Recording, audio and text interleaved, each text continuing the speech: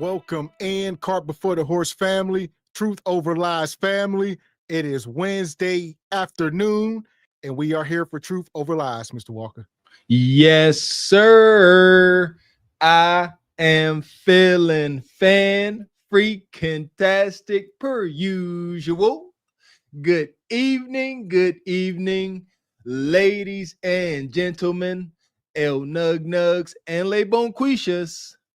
Welcome to Cart Before the Horse, Truth Over Lies.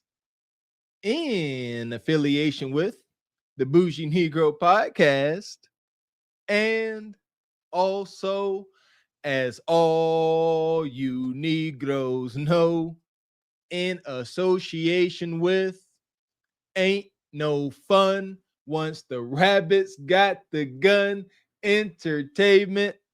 What's going on with you this fine Truth Over Lies Wednesday? In the big name of Jesus, you hear me? Welcome in, folks. Make sure y'all hit the like button, hit the subscribe button as you come into the room. There you go. Whether you do or not, come on, come all this mighty fine October 15th, 2025. Me and Mr. X is still alive. Report to y'all on this 14th day of our 35-day marathon. We feel it fine and still alive. Report to you, Jap Chickens, from this wonky, ever-changing dating market. And shout out to SBC, Cart Before the Horse, Truth Over Lies Nation. We now are monetized over here. So now y'all Jab Chickens can send y'all super chats. No, y'all have been waiting. And we don't get monetized without y'all. We appreciate y'all Jab Chickens. Thank you, and a thank you. That part. So make sure you hit the like button as you come into the room. All right. We got a crazy show tonight. Like Mr. Walker said, day 14. We up here. We're going to be talking about America 2025 Exposed. Who's winning? Who's losing? Who's winning? Who's losing? Well, shout out to Jay-Z. In life, there are winners and there are losers. So shout out to my father-in-law. You know, it's not so much once you get through a certain barrier, it's not about black or white. It's about green. So the winners are winning. It's just a pretty hard line now. What are we entering to the age of the haves and the have-nots? Let's observe. That part. So we got a crazy show lined up. We will be dropping the link. So stay tuned. Here we go. Shout out to the chat. Appreciate y'all coming through. So here we go. I see y'all in the chat. Shout out to Lee Turner, gifted a membership or became a member. Appreciate you, Leon Turner. Appreciate you. And shout out to Reed Pink, became a member. Appreciate you, Reed Pink, always supporting. Shout out to Andrea, became a member. Appreciate you, Andrea. Money. Shout out to Rachel, come through with the $10, says passing the plate. Appreciate you, Rachel. I think that's Rachel. Appreciate you, sister. Yeah! Boom, shakalaka! And shout out to Olawa, says monetize, baby. Appreciate you, Sister Olawa. Thank you. And we also gifted out 10 memberships. All right, I see y'all got some. I see G Honda. Some of y'all got a membership. Make sure y'all renew. There you go. We appreciate y'all, man. Kim Netter. Who else we got? Steven, Mailbox Sports. Shout out to y'all. There we go. G Honda, make sure you re-up. You understand? That part. So here we go. We ain't gonna waste much time. We're gonna get into it. We will be dropping a link here in a little bit. We are simulcasting as well. So if you are on the Cart Before the Horse channel, come on over to the Truth Over Lies channel. All right. It's hyperlinked to the title. Click on the link. Come on over. There you go. All y'all egregious and insightful comments will remain on the Truth Over Lies channel. Come on over, get yourself something cool to drink. That part. And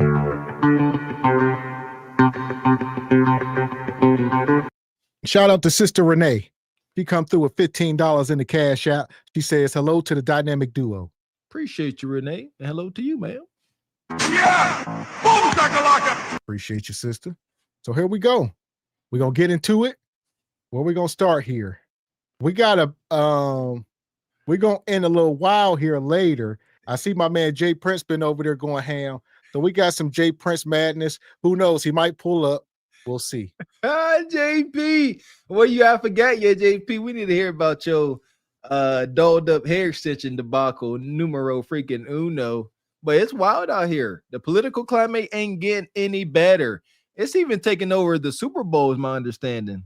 I'm here to learn. Y'all, as y'all know, me and Mr. X, we are political atheists. We up here learning with y'all. Teach us something.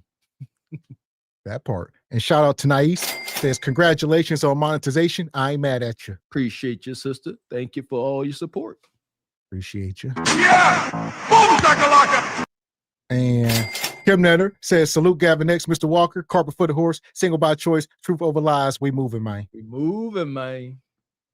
Oh, my! That part. You know who ain't moving? They've been sending ICE into the hood. And as we can see, not only are they getting illegal folks, Nug is getting washed up in the riffraff. How, Sway? Caught a motherfucker right there. Nothing beats a Jet 2 holiday. They caught him. And Where they now, going with him? You can save £50 Where y'all going with per him? person. That's £200 off for a family of 4. We've got millions of free child place grams of baggage included. That's ICE Ooh, agent. I mean, And they just walking off with this dude. fast around With this Jet bitch. 2 Hold on. holidays.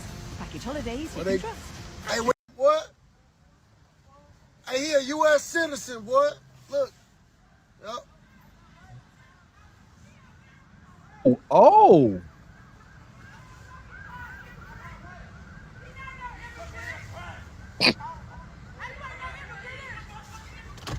Oh, yeah. That's what I'm talking about. Let's go. Fuck this. How in the world is this? Fuck. Look, they got their guns out. Put them guns up, boy. Bitch ass. Y'all ass better take y'all ass back, boy. And look at Bonquisha. No, what's going on? You know, shout out to these cities, Chicago, Memphis, Washington, D.C. They say they're going to Atlanta. Be careful. How is this even a thing? ICE. What is ICE an abbreviation for? Why is ICE out here manhandling a nug? Like the brother said, he a U.S. citizen. What's happening? I need to know.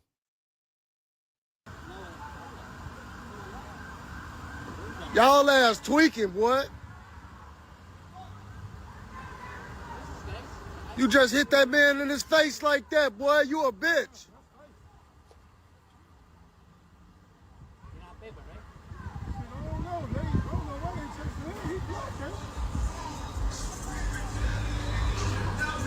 He just upped this. He upped this pole on her. Here's my question. What's next? All right, what we gonna do? They in the hood. I mean, Could this be like failure to identify? You know, like why is ICE handling U.S. citizens? Like, is my like, come on, let's try to make this make sense. So I'd imagine ICE goes to illegal immigration, like, show me identification and documentation. And if you can't produce it, you a walking UFO, unidentified or UFN. and that's one thing they are doing. They're taking people in, and once they identify people, they are releasing. I know even the news reporter lady was out there, the black woman. They've asked her for her ID. She was out there. They had the camera. She had her microphone. It's like, identify yourself. Here we are now. So there we go. That's most likely the answer. 199.9% sure. They said, Nug, produce identification. I ain't got to give you nothing. I ain't got to do nothing. Well, did you, like Bane said in The Dark Knight Rises, when he put his hands on that brother's shoulders, do you feel in control now? Now that you're getting it manhandled and hauled off, do you feel in control now? And I see y'all saying like a police state. That's what we going to. I guess it's the time to stay inside, right? Winter's coming. It's cold out. granted, some people, shout out to my sister, y'all got that spirit of ain't nobody gonna tell me what to do. I go where I want to go. I'm gonna hang where I want to hang. Granted, but here we are. There's consequences. You got to understand which side you are on or perceived to be on. Who's winning and who's losing? Are you on the winning side? Do you have your documentation? Do you have your walk-in papers? Shout out to my barber. You got that. We live on U.S. soil. It is what it is. You got to have your paperwork in order. Like we talk about our endeavors and our run-ins with the law. Anytime I came in contact with the law and I had my paperwork in order, I went home. But if you don't, you get a little wonky. That part. So this ain't the time to be doing wrong. It's like which side, because there is, shout out to everybody saying the crime is down. Two things could be true. Crime could be down, but there's obviously still crime going on. So it's like, what do you want for the community? Do you want a community where there's very little crime at all? Granted, there is crime in other communities, white communities. I don't know about white suburban communities. There's different stuff going on, right? It's more isolated. So there are white poor people. They do the same stuff. They sell drugs and commit crimes, granted. Facts. And there you go, Mr. X. That's what I mean by is winners and losers. It's not black and white, it's green. Like that's the line of divide. Where are you on? Which side of the poverty line are you on? Whether you white, black, they're going to over police any place that's riddled with crime. As melanated folks, we just have a history of them. They're going to start with us. I said they're going to start with us. So I would say we need to self-police so that they ain't got nothing to do, right? Let them go over there and deal with, immigrants or Asians or white folks or whoever. But we need to, clean up our own community. Stop the whole no snitching and all that type of stuff. That's how you start to get some power. Self-police, self-regulate. This is becoming a trend now as we talk. Regulate your emotions. If these police show up and there's a community that self-regulate and people act like adults, they will move differently because they will know there's consequences to disrespecting people of means and authority. I'm trying to tell y'all. Well, yeah, this is crazy.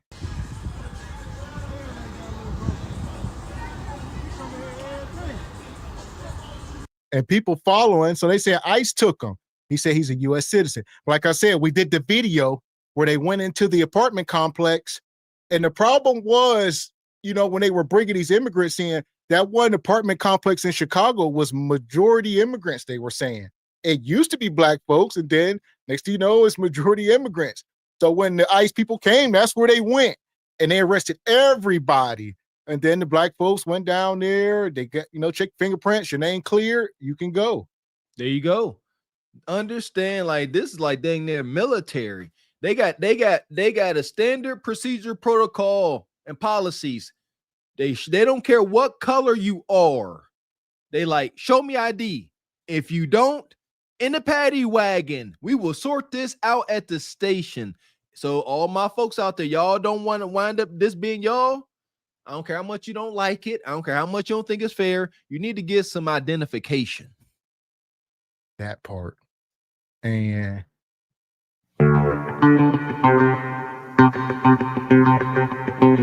shout out to 07. Come through, gifted 5 memberships. Shout out to 07. Appreciate you. Y'all rocking out already. And Money. shout out to G Honda over at the Stillmatic Network, gifted 5 memberships. G Honda, since you did that, I'm not gonna do word of the day today. I'm gonna do it anyway, but I'll just use that as an excuse. Yeah! Boom, shakalaka! G Honda. And Frederick Howard, gifted a membership. Appreciate you, brother Frederick. Shout out to Frederick Howard became a member. Appreciate you, brother Frederick. Nagasaki gifted a membership. Thank you kindly, sir. And Petty Sama became a member. And we appreciate all the love over here. He gifted 10 memberships. Man. Shout out to Truth Over Lies family. Once again, without y'all, there is no us. Can't thank you enough, Petty Sam, and thank all y'all. And I might have to go out the studio here for a second. Okay. My screens is freezing up. Okay. Now let me scroll. So yeah, I'm gonna go out, come right back in. Gotcha. There we go. Appreciate y'all coming through, man. Big time. Shout out to SBC Carpet for the Horse Nation. I didn't realize that this channel was monetized until we came to the studio, man. That was too dope. Tell you what, shout out to the brother MABW. Gavin coming back. Uh-oh. There we go. Okay. You back? Here we go. We back.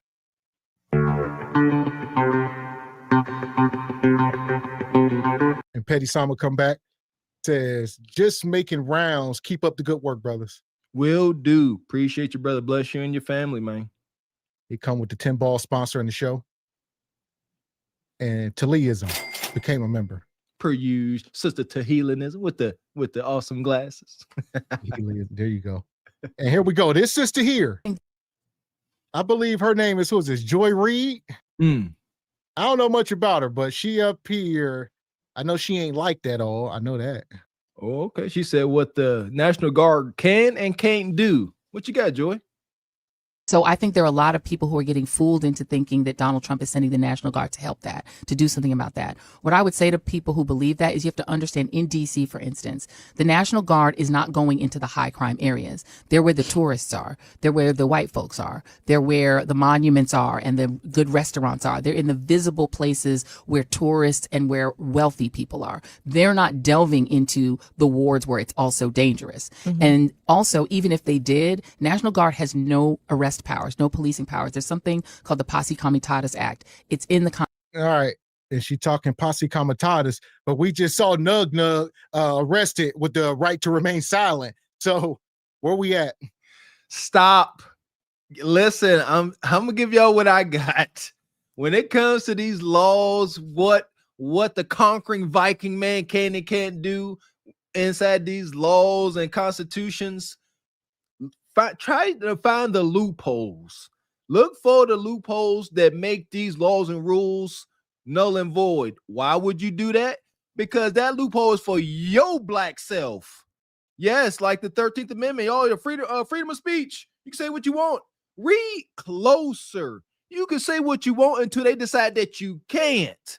Keep telling them what they can't do. Constitution, our military cannot arrest our citizens. They're not allowed to do police work. So even if you see National Guard somewhere in your community, they can't do anything about crime. They can maybe stand there and watch. They're not allowed to arrest anyone. That's number one. Number two, the federalized police that they're sending in, they are harassing, not helping anyone. They're not solving crimes. They're not investigating crimes. And they're actually, as federal agents, not supposed to do that. So if there's a carjack, respond to that. Not crimes, and they're actually, as federal agents, not supposed to do that. So if there's a carjacking in the community, that's still your local police that are going to respond to that, not the National Guard and not the federal agents. And the last thing I'll say is the federal agents are coming in to make a visible presence to scare immigrants. That's their only purpose, is to scare, detain. Oh, here we go. And isolate and take immigrants off the street, to kidnap immigrants. They're not there to fight crime. All right, so here we go. I was just reading up on this. It says, while generally lacking the power to arrest citizens, the National Guard authority depends heavily on its command status. In some situations, they may temporarily detain people until law enforcement arrives. So there you go. She said, they're not supposed to. These are the words you listen to when there are folks trying to give you legal advice or telling you what the law can do to you. They're not supposed to arrest you. They ain't supposed to drag you by your collar through an alleyway while people recording, but they do. They also not supposed to be unlawfully deleting melanated folks, but they do way too often. There's a thin line between being arrested and being detained. Yes. Both, you go in handcuffs for both. So you are being detained. We can stand here at the scene. We can walk you over here, whatever. Arrested, you are going into processing. You getting booked, fingerprints. You're under arrest, right? Those two different things. Yes, exactly. And just because you are being detained don't mean you are getting arrested. So, and that's what I think Bonquisha don't realize. Please, at this point in time, with all of this information at our daggone fingertips, can we please Google and go on Google Universe and Google these laws and policies that are going to affect us? So if I'm Nug that like to drive around dirty, let me see just how much trouble I can get into with this mess. Maybe I won't do it no more. You see what I'm saying? So here we go. I'm going to let this keep going. We will be dropping this link here in a minute. Hit the like button. Yeah, what you just said? Look at him, y'all. He pulled his gun out of me. I ain't threatening. What'd I say? What'd I say to threaten you? You were thinking you in my help! Help! He got a firearm on me! Help! Help! What'd I say to threaten you? Help! He got a gun on me! Help! Help! I ain't threatening shit! You feel me? I didn't threaten anything, ma'am. He hopped out his truck and got to talking to me because I told him earlier his brother to move his truck from in front of my house. I said, I have to explain to you why I want your truck from in front of my house. You don't need a gun. Ma'am, should I have to explain to him why I want his truck from in front of my house? There we go. Nug, relax. The title of the show tonight, we talking about America Exposed. Who's winning, who's losing? Is it really great again? For who? And this guy got out the truck, you know, y'all see what's in his hands. And he said, I told you earlier, don't park in front of my house. We talk about this, Mr. Walker. You don't own the street in front of your house. You own your driveway. Now, if you got a driveway, granted, but you don't own that parking spot. There you go. You own your driveway and the area in front of your driveway. They cannot block any of your driveway. I had this happen to me years ago. I came home from work. Somebody was parked in front of my house, and I was mad. I was like, "What the heck is this? I got to park down the street." And so I was like, you know what? Like, what can I do? You know, I'm like, can I approach this person? I don't want to be wrong. So guess what I did? I Googled it with my mad self. Do I have domain over, the street, public street in front of my house? The answer is a hell no, you don't. People can park right in front of your house. Long as they are in public street, ain't nothing you can do. You can be mad, try to put a chair or cone out front. Shout out to Pittsburgh with the chairs and cones. But that ain't yours. You have no rights to it. Because I told him earlier his brother to move his truck from in front of my house. I said, I have to explain to you why I want your truck from in front of my house. You don't need a gun. Ma'am, should I have to explain to him why I want his truck from in front of my house? He's talking about his public property. Man, you better get your ass on. I ain't threatening shit. You putting your gun out on me and shit. Can't just call me a nigga and shit. Say what you said again. Say what you said. Say it again. You got two Say the word you said again. my face after Say everything. the word you said again. Say it again. You are dash cam after you fucking got in my face. What you just say? You call me a fucking... I'm on dash cam. I'm walking, bro, going to the park. I told your fucking brother to move his truck from in front of my house. I said I have to explain. Public property. Ma'am. It's public property. Ma'am, should I have to explain to him why I want his truck moving in front of my house? No. My point exactly. And this is America right now. Exposed. It's on edge, right? This is Nug versus Trailer Park Brad. His shirt say, watch out for deer. All right, with the army fatigue. These couldn't be two polar opposites. That he told this man, don't park in front of my house. And he pulled a firearm out. This is where we at. Now, come on, man. Like, I've had my fair run-ins with Brads like this, for sure. He don't want no smoke. He just ain't scared.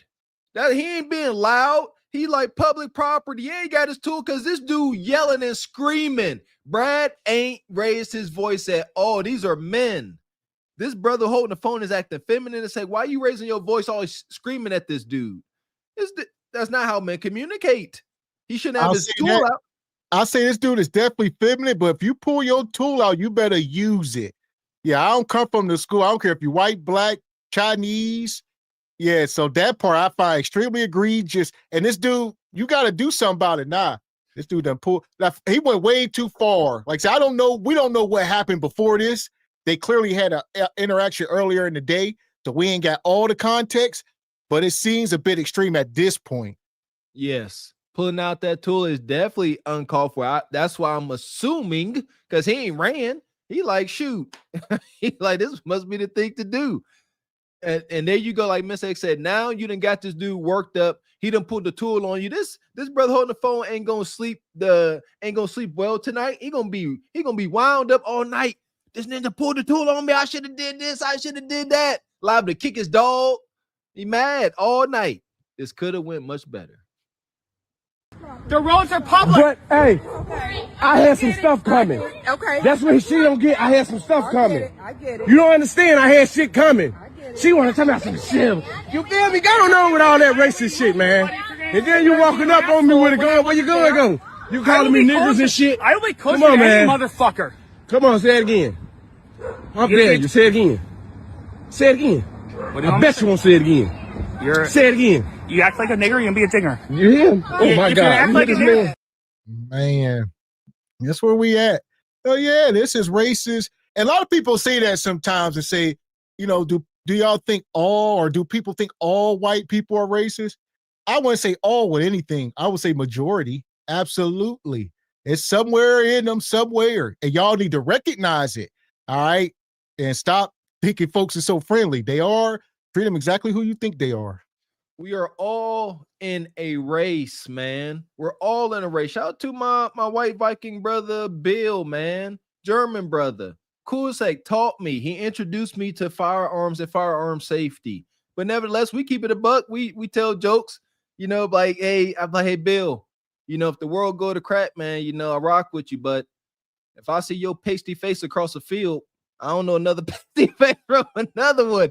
And you know, and it's a sad truth, man. It really is, because this division is unnecessary. We supposed to stick together, but we ain't. It's supposed to be us countrymen against the government, but it ain't. We picking which branch of the government we want to ride with. That ain't never been the American way. I think we all confused.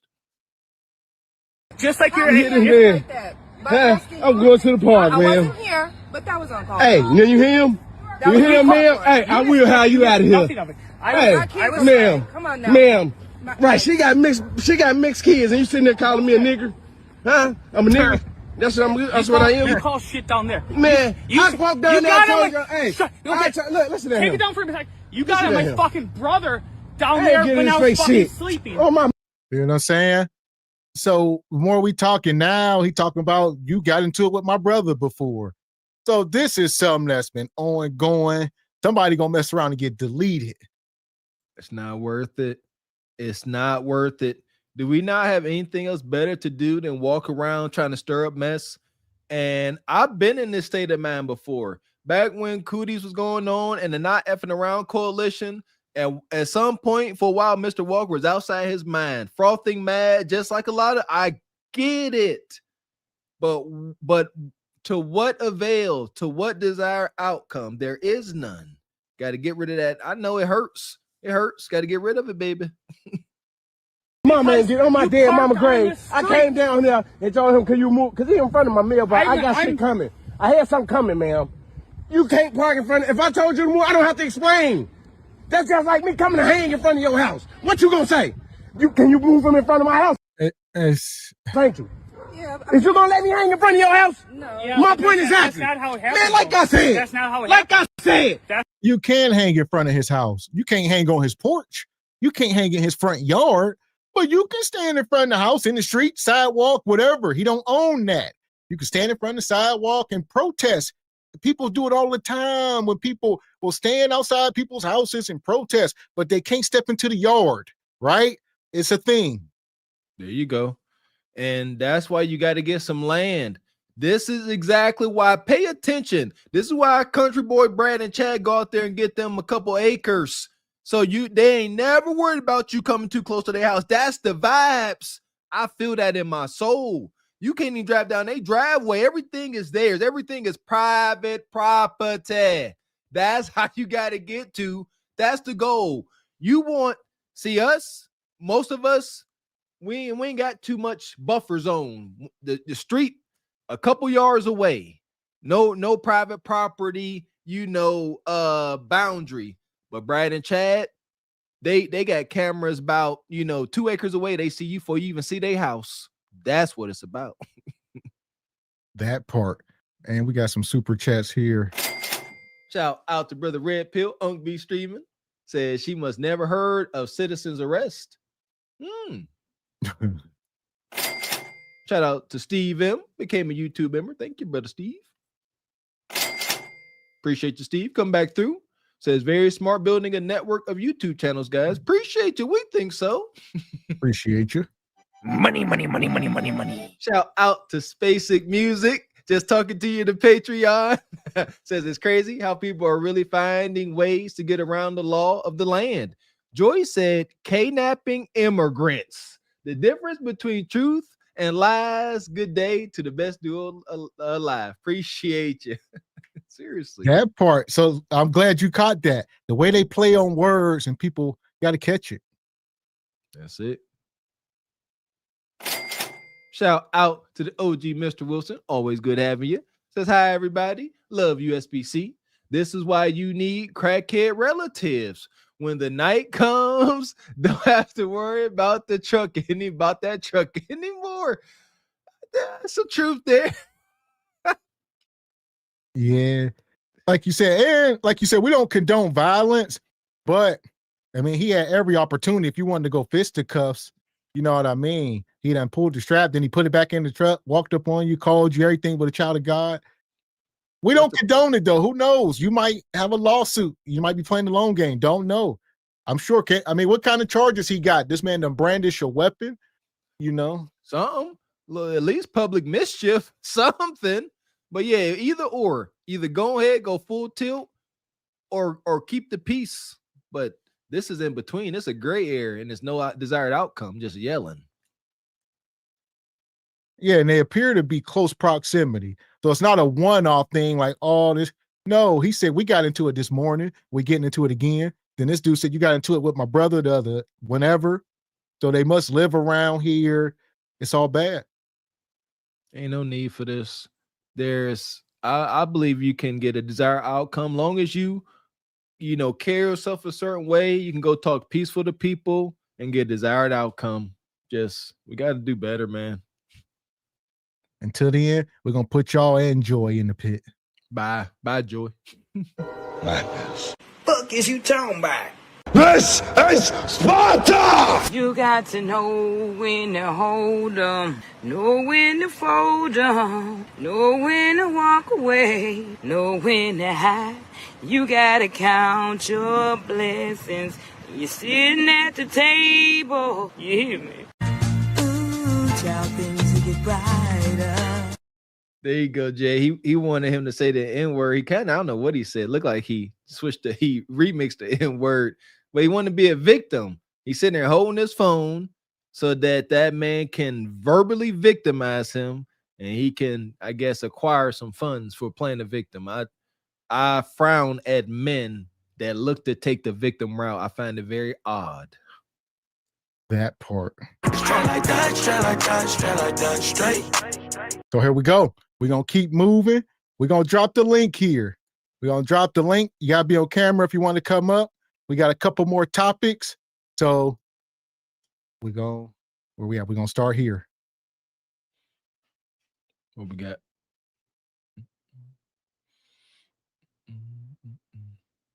G Honda, ain't no word of the day today, G Honda. I told you. What's tomorrow? Tomorrow, Thursday? Thursday tomorrow. Thursday, you shine. Thursday, you shine, G Honda, but not today. Take a back seat. So we're talking about America 2025 exposed. Who's winning, who's losing. We're going to bring this character up. They saying that Charleston White and Charlie Kirk is one and the same. You the black version of them. The Charlie Kirk for black people. There's no such thing as a Charlie Kirk for black people. No. Let me tell you why. Because I'm a black man that stopped looking at white people's problems and started looking at my people's problems.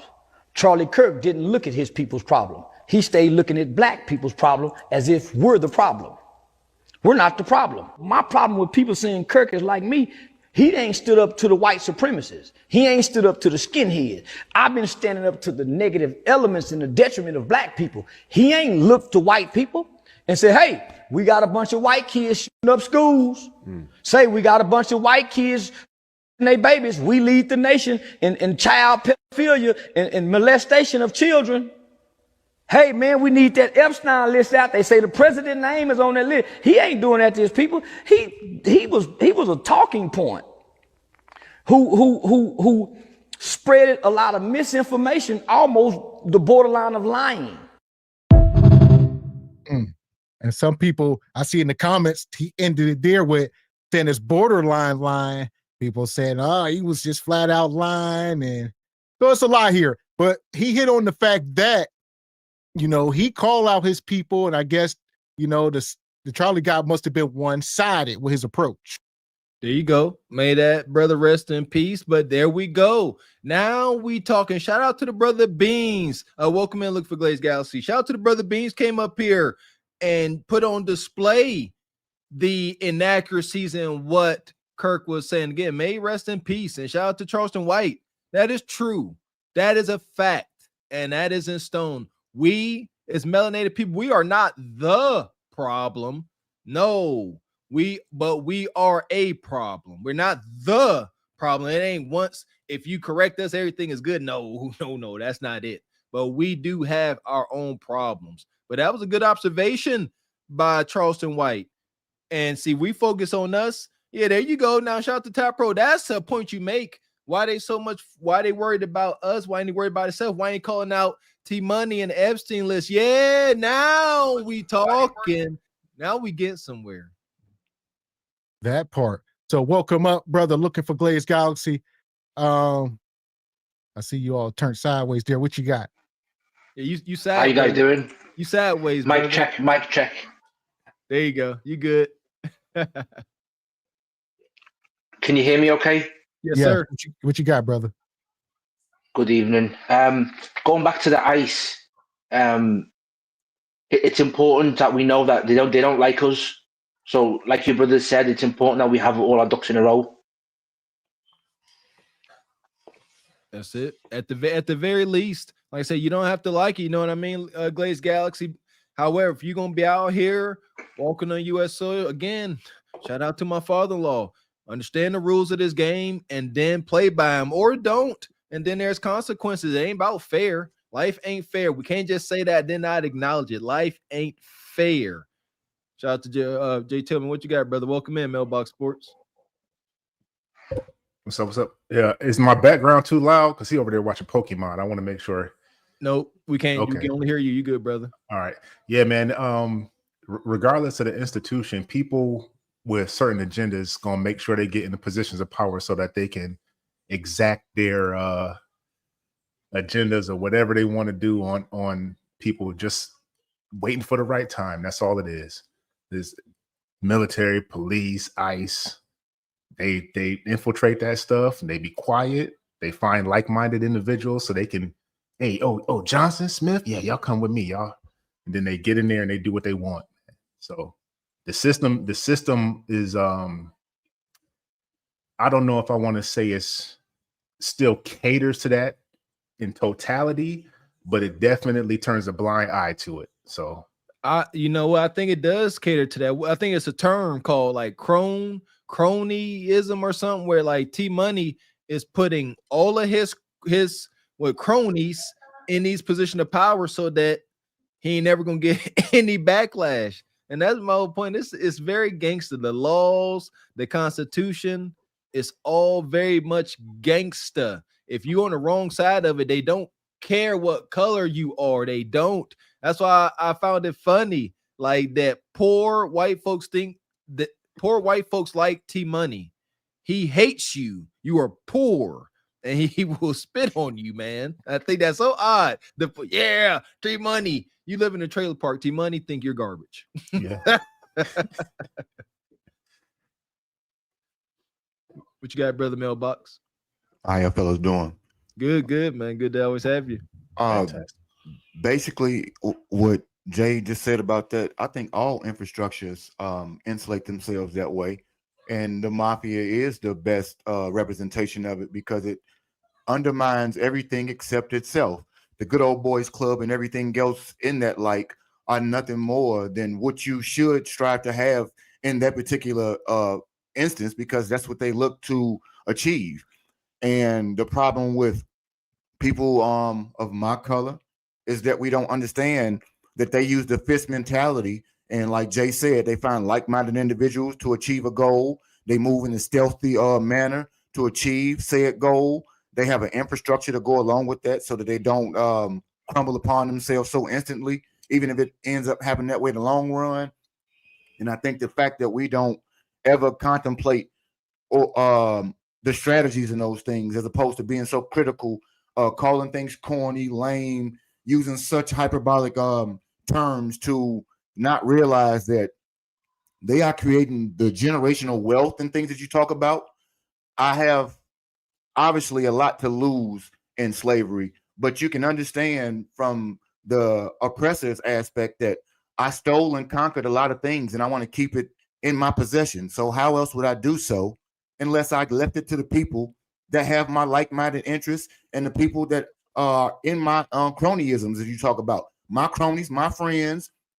I'm a sports guy. When you get new coaches that are hired, oftentimes they hire the guys that been around with them. Doesn't matter about the success levels at times. The guy who been in the trenches with you, who was a TA with you or whatever, those types of guys get jobs on your staff. And it's only logical to do things in that way. We critique it in a way that says that we instantly look at it in only the way that we choose the wrong people to build that. LeBron, if we talk about people in sport, is a guy who took his inner circle and gave them all opportunities to be empowered, yet he didn't give them anything. He gave them the opportunity to do things the right way, ascertain the correct qualifications to do certain things. And now that infrastructure with Rich, Maverick, and everybody else is spreading out to be $1 billion corporation.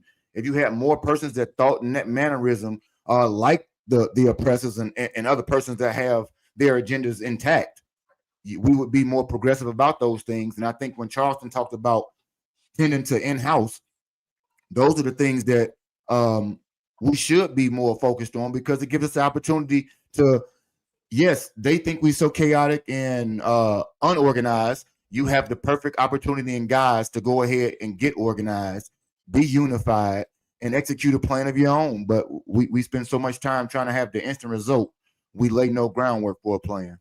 There you I go. agree. I agree. So here we go. I'm going to do it like this because we got another video to get to. We are rolling the timeouts out officially. All right, over here at the Truth Over Lies. In case it get too crazy up here for this next segment, the timeouts is out. Where we at here? Shout out to my guy, JP for president. He out here in the streets where the work is real and it's wild. I ain't nothing.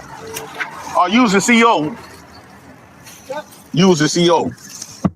They use the CO. I was a CO. Yeah. Yes, sir. Yeah, well, why you ain't doing it no more? I got fired. For what? Not meaning up to fucking standards. Yeah. Fucking inmates. No. Not. I'm not like. What do you mean fucking inmates? The fucking the inmates. No, of course not. Oh God. Why you ran Trump? That make America? Because I got to represent my guy, man. The felon. He's a criminal. He got 7 felonies. He doesn't have 7 felonies. He's making America great again, buddy. What's great again? What's great again? Making white people more superior than niggas. What do you always? I like politics. What's your name? Jay Prince for president. I'm Justin. Nice. Justin Young. Yeah. Nice to meet you. Why do you always gotta bring up? Why we always gotta bring a race? I understand that you're like, and I'm not like, I like you because I'm not trying to like. You guys, your race has been suppressed by this country in the past. It's still like that now. No, it's not. I mean, it's more gaslit now. They hold suppression over you, but make. Let's stop it here then, because it's gonna start snowballing, and we're gonna try to get through this video. So, this guy JP, he said y'all was suppressed in the past. You're not anymore. And JP, he said he's still. I see Mr. Wilson laughing. All right, what you got? I guess you can get in here first and set the groundwork. Are we still oppressed in 2025? Welcome, LG. First off, I want to say hi, everybody. I want to say thank you, everybody, for allowing me on your panel. And as always, I hope I'm not too ugly. Guys, here's the thing. Mr. Walker and Mr. Gavin, you know I love you. You guys, don't get me wrong. Mr. Gavin, Mr. Walker, you guys want to do things, you want to help, but you have no knowledge. And so now we're here with, and don't get me wrong, with 40-year-old African Americans or descendant of slaves or Foundation Black Americans, whatever term you want to use. And you're wondering what's going on right now as your world is going crazy. Now, real quick, man, none of you guys have watched the news lately, right? And have seen the peace agreement that Trump did. Did anybody see that? Let me ask you this before you change gears. Where is your knowledge coming from? Just from your time on the earth, your age? Yep. And my knowledge in the news right now. Oh, also, I know Jesus Christ. And so because of John chapter 14, verse 26, yeah, I will get you to what you need to know about what's going on right now at this very moment. Real quick, if you ever get a chance, I did a video last year called Slavery 2025.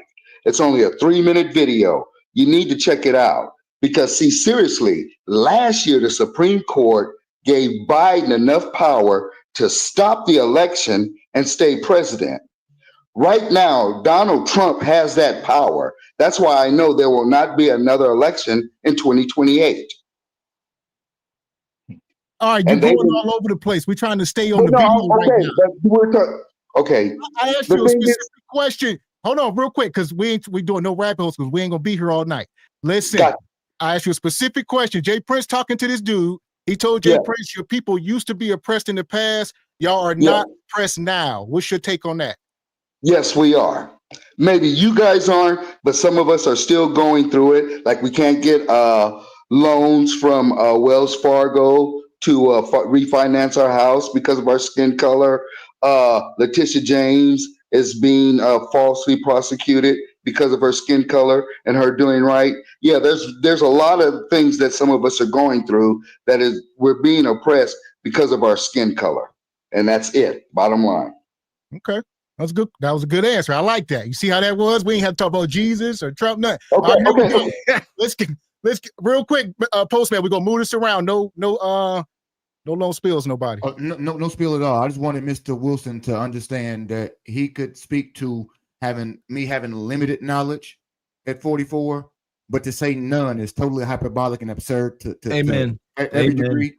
Secondly, if we will, operative words and caveats really work out for things. So when you say anything that has no actual fact, if you say, in my opinion, I totally validate what you say and I receive it. Otherwise, you are trying to lay your opinion on me and it has no factual basis to it. And your news source doesn't give me that. But in my opinion, it's the only thing I want you to say. If you end your statements that way, for me personally, I think it gives a bit more credence. That's all.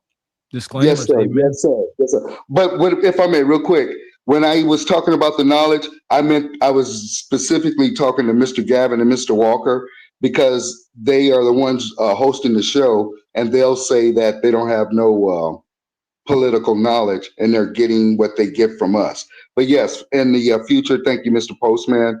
I will do that. Awesome. There you go. So here we go. Welcome in, brother Sharif.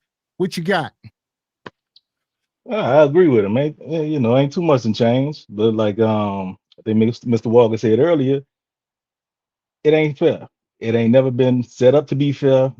It ain't never been meant to be fair. Same thing I tell my children all the time. I got a 17-year-old son right now, and he swears everything's supposed to be fair. Everything's supposed to work out if you're a good guy. And I say, son, I tell him all this, you're setting yourself up for a whole lot of heartache. If you go out there and you look for it, you don't expect things to be fair, then you're going to move a certain way because you don't expect things to just be right or fair or work out just because you think it should. So, I love that, brother Sharif. When you got kids that you trying to instruct to send out here into the world, especially melanated men, you start thinking with your common sense real fast. Yes, sir. That part. So I'm gonna let this video go for another second. I'll get y'all in. Welcome in, E. It seemed like you need to pull yourself up by your bootstraps. No, that's false. Okay. I just came from court and it seemed white people get away with a bunch of shit, but then I get hit with the book. Really? Yeah, yes.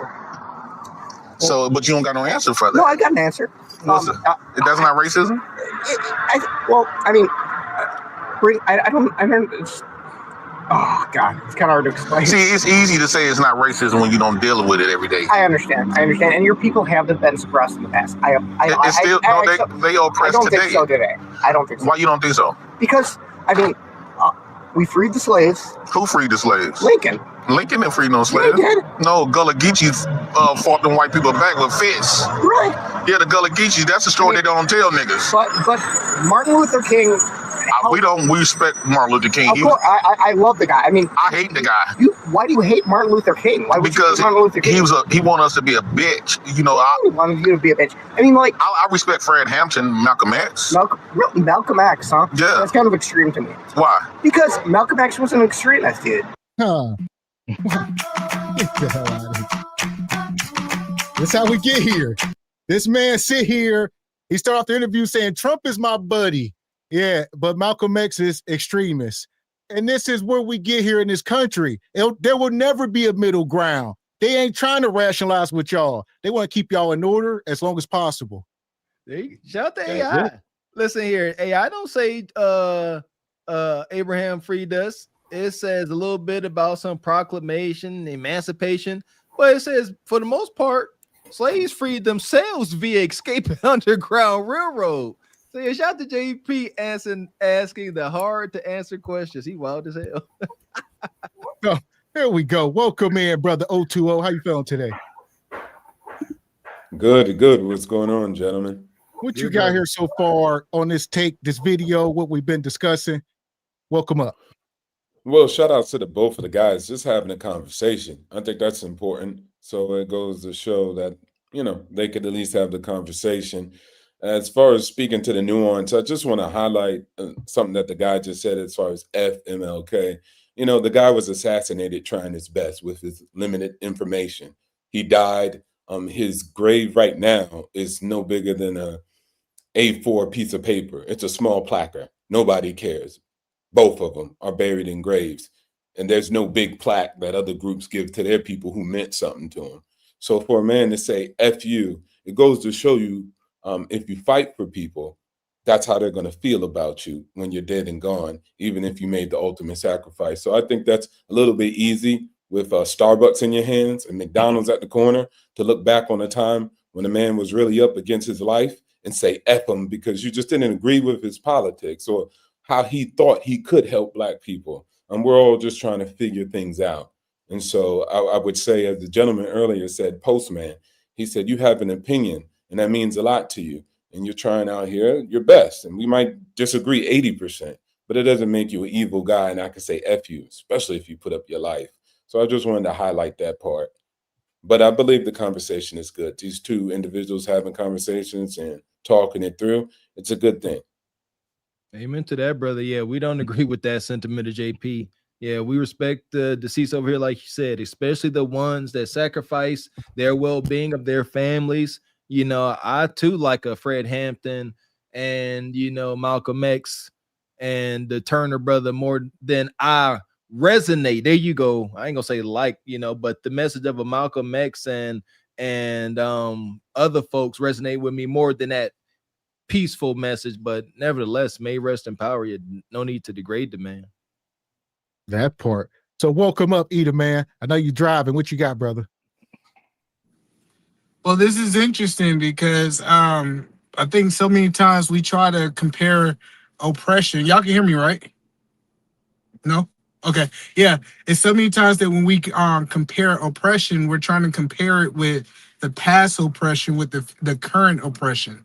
And we say, hey, since it's not like it was in the past, that means that it must not exist anymore, which is such a bad argument. What we got to realize is I understand that if I go into a courtroom with the same charges as a white man, that I am going to be looked at differently. It don't matter if I have a suit on or not. I understand if my name is on a resume and I got a name that is black versus having a white name, I know that a white person would get a job.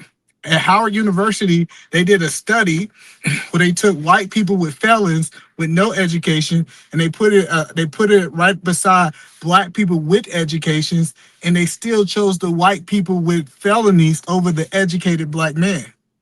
But most of us is uneducated that the oppression is still there. It's just been it literally. I tell people it was a pig that they put on some lipstick and they put on a dress, but it still was a pig that we call oppression. Now it's our responsibility as black men to understand that oppression is there and understand how do we navigate through oppression. For example, I don't sag my pants. You typically see me dressing in a suit. What that does, it increases my odds of being able to market myself as a business owner. So I'm not saying that it's something that, like in the past, oppression was completely zero with a zero success rate. Now we can have a success rate. We just have to remarket ourselves as black men. So I try not to be long-winded and land that quickly. Listen, that was dope. We appreciate it. What you got, Mr. Wilson? What you got? Real fast, Medium Man just did a story about African American males not being hired in America still today compared to other groups. So if you guys get a chance, check that story out. It's still even today in 2025. There you go. And to piggyback off of either man, you right. Like assume that no matter what legal situation you get on, assume you will be treated unfairly. And to make y'all point, it is true. It has changed. There was a story about a rich couple had $1 million house, black couple, and they were trying to sell it. But the people came and seen the house and seen pictures of them up, and they appraised the house for like $680,000. So then they took down all their pictures, and I believe they put up pictures of white folks, and they got reappraised for like 1.2. So yes, understand the obstacles that are in front of us and move accordingly. Like Eden Man said, don't fit the description. That's how I like to put it, Eden Man. I don't fit the description of the ninja you looking for. Mr. Walker, I think that story you talking about, I think they even had their white friends show the house. Yep. Yes, sir. Yep. You play the game, when you know it's rigged, you move accordingly. That's it, man.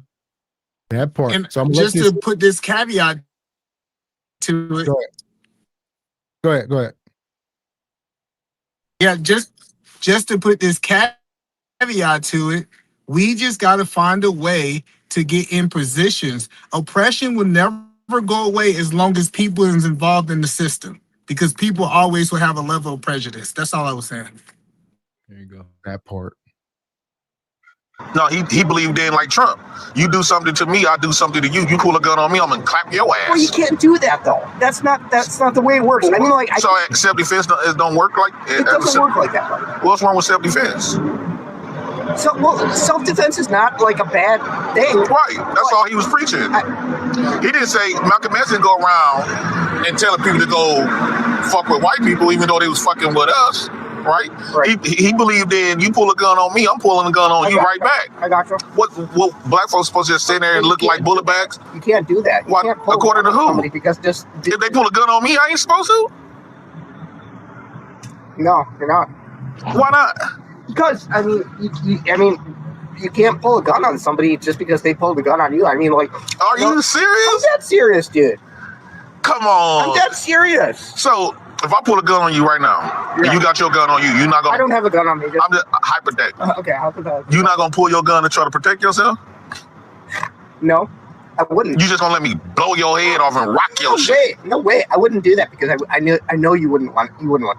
What, people getting killed every day? I know they do, but I don't believe that you'd pull a gun on me and shoot me. No, I'm just saying hypothetically. Hypothetically, if you pulled a gun on me, yeah, I'd probably be like, dude, just put the gun away. You don't need to shoot me for just because we differ. So that's how you want us to operate? Yeah.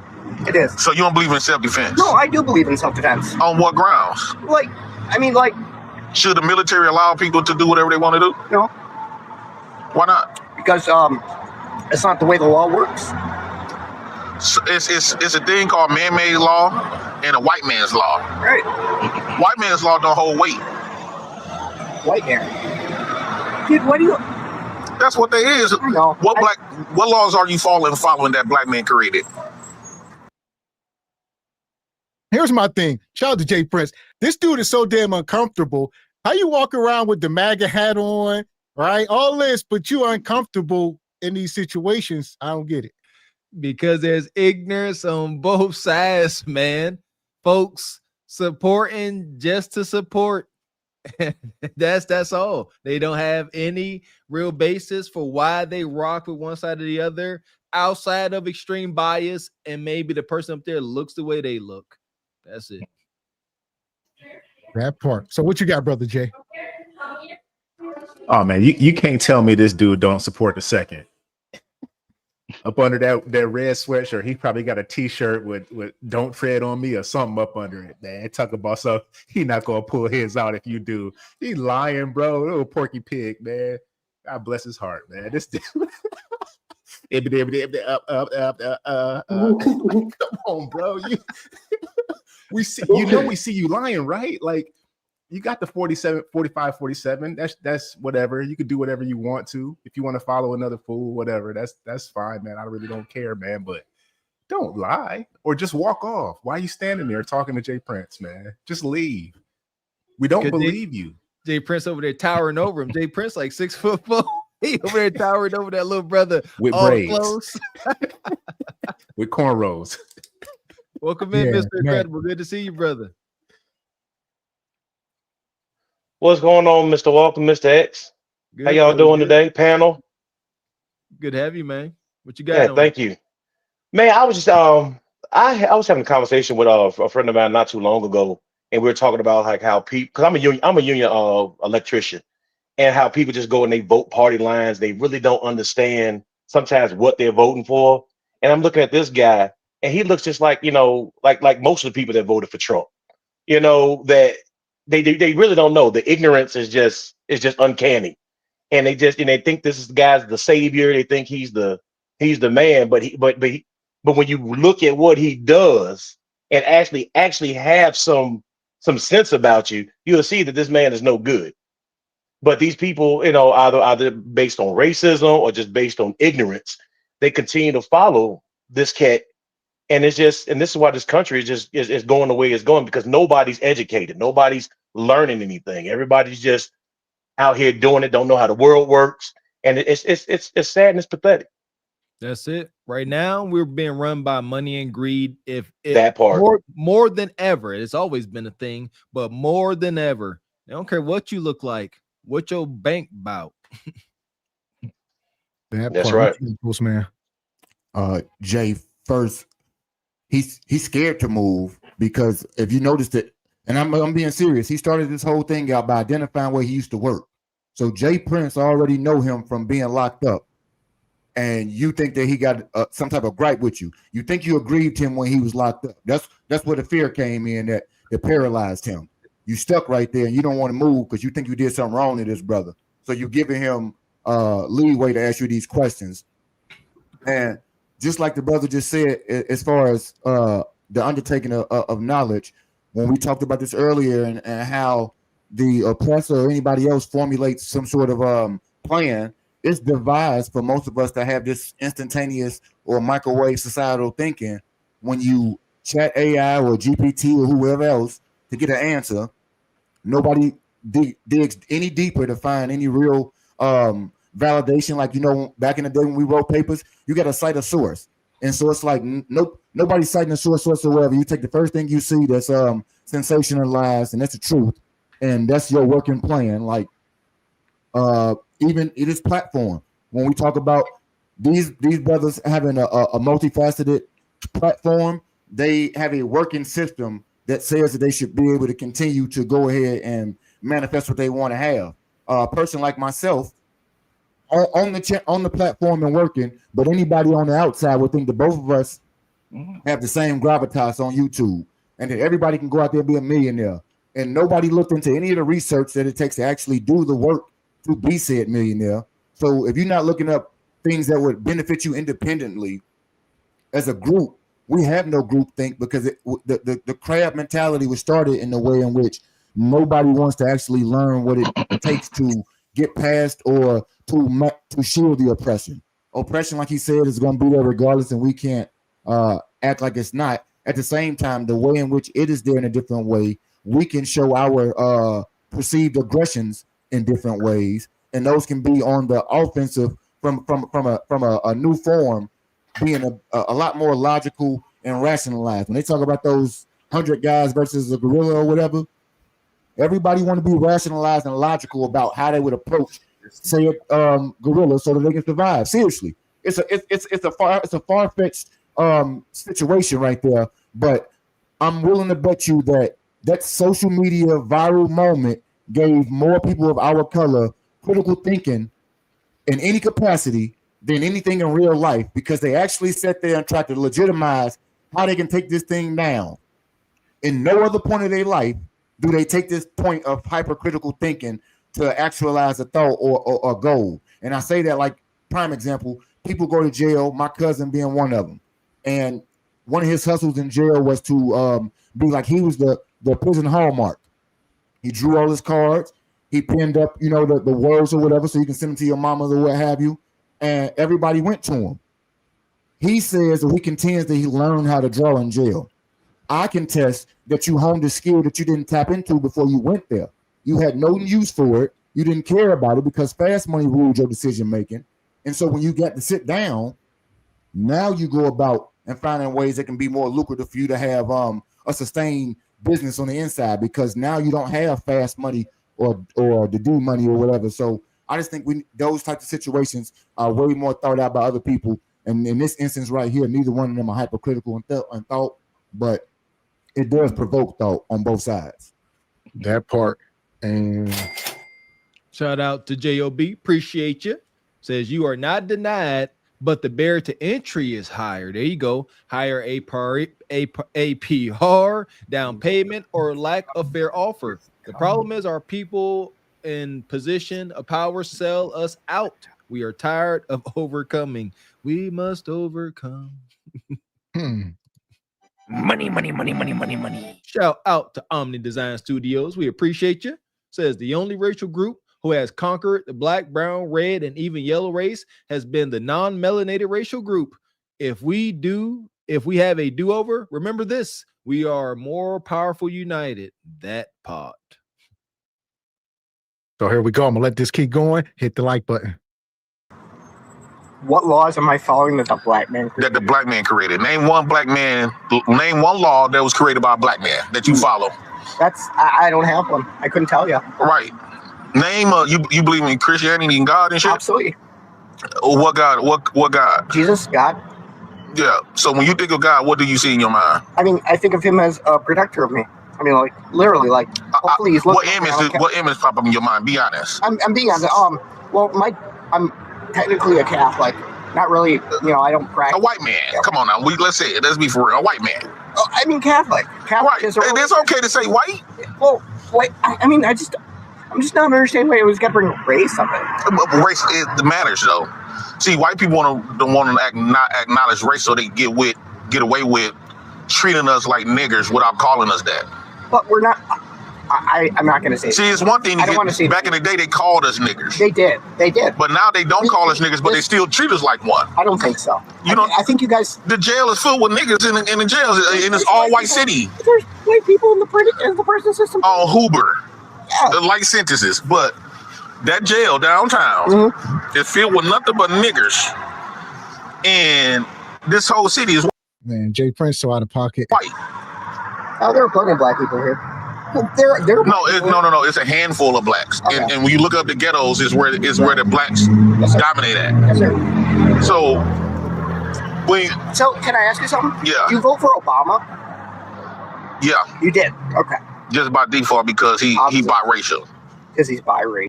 Listen to this. They are sitting here straw manning and gaslighting each other.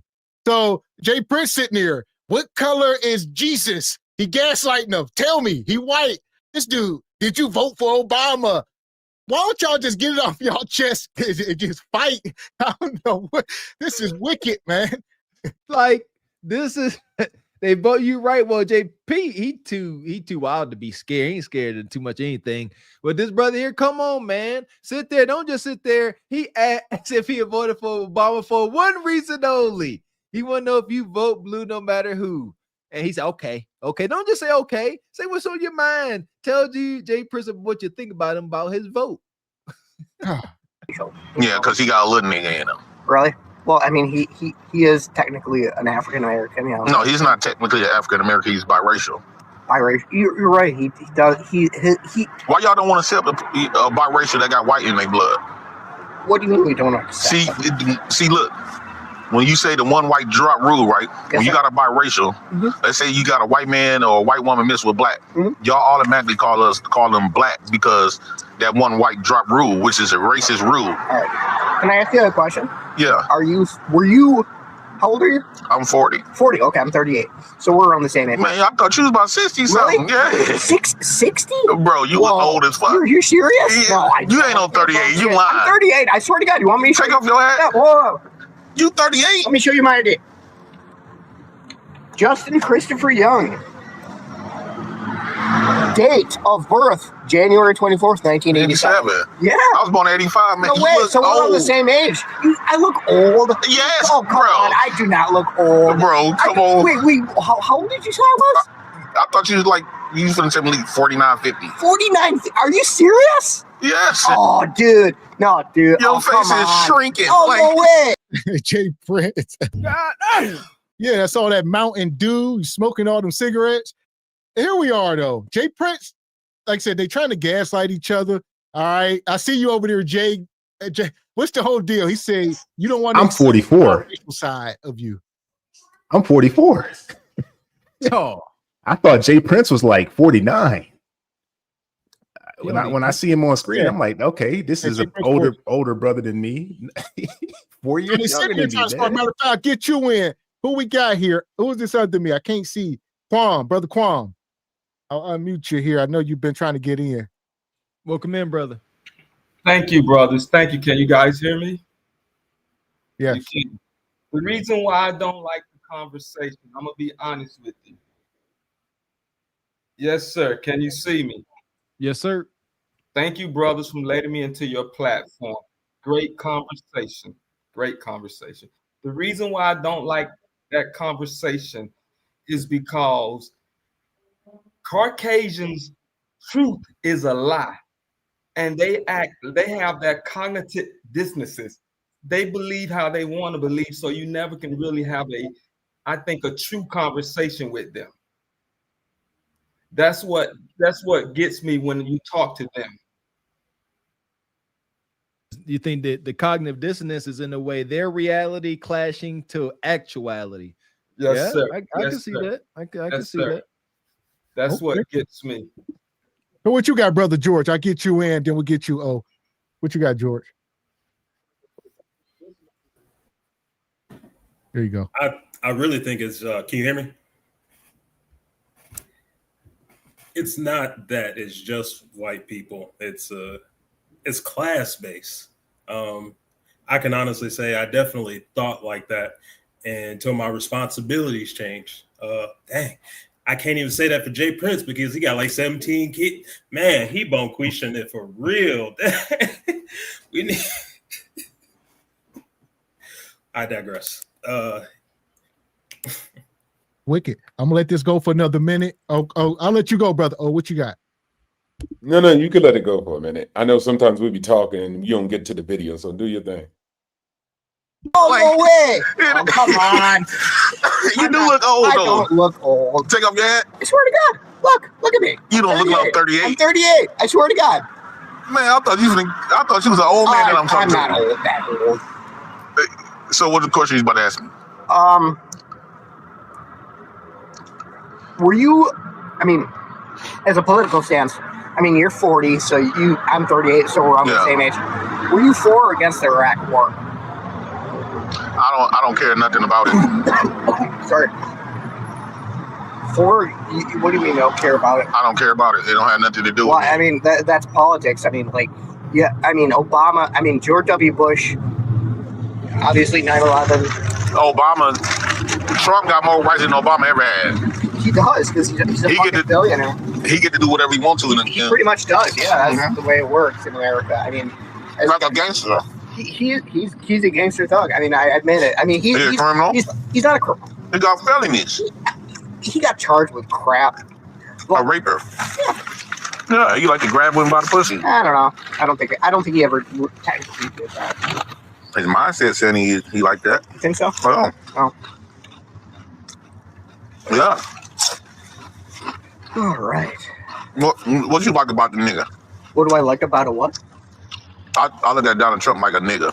You know, honestly, God, I think he's making America great again. He's making it white again. You think so? Yeah.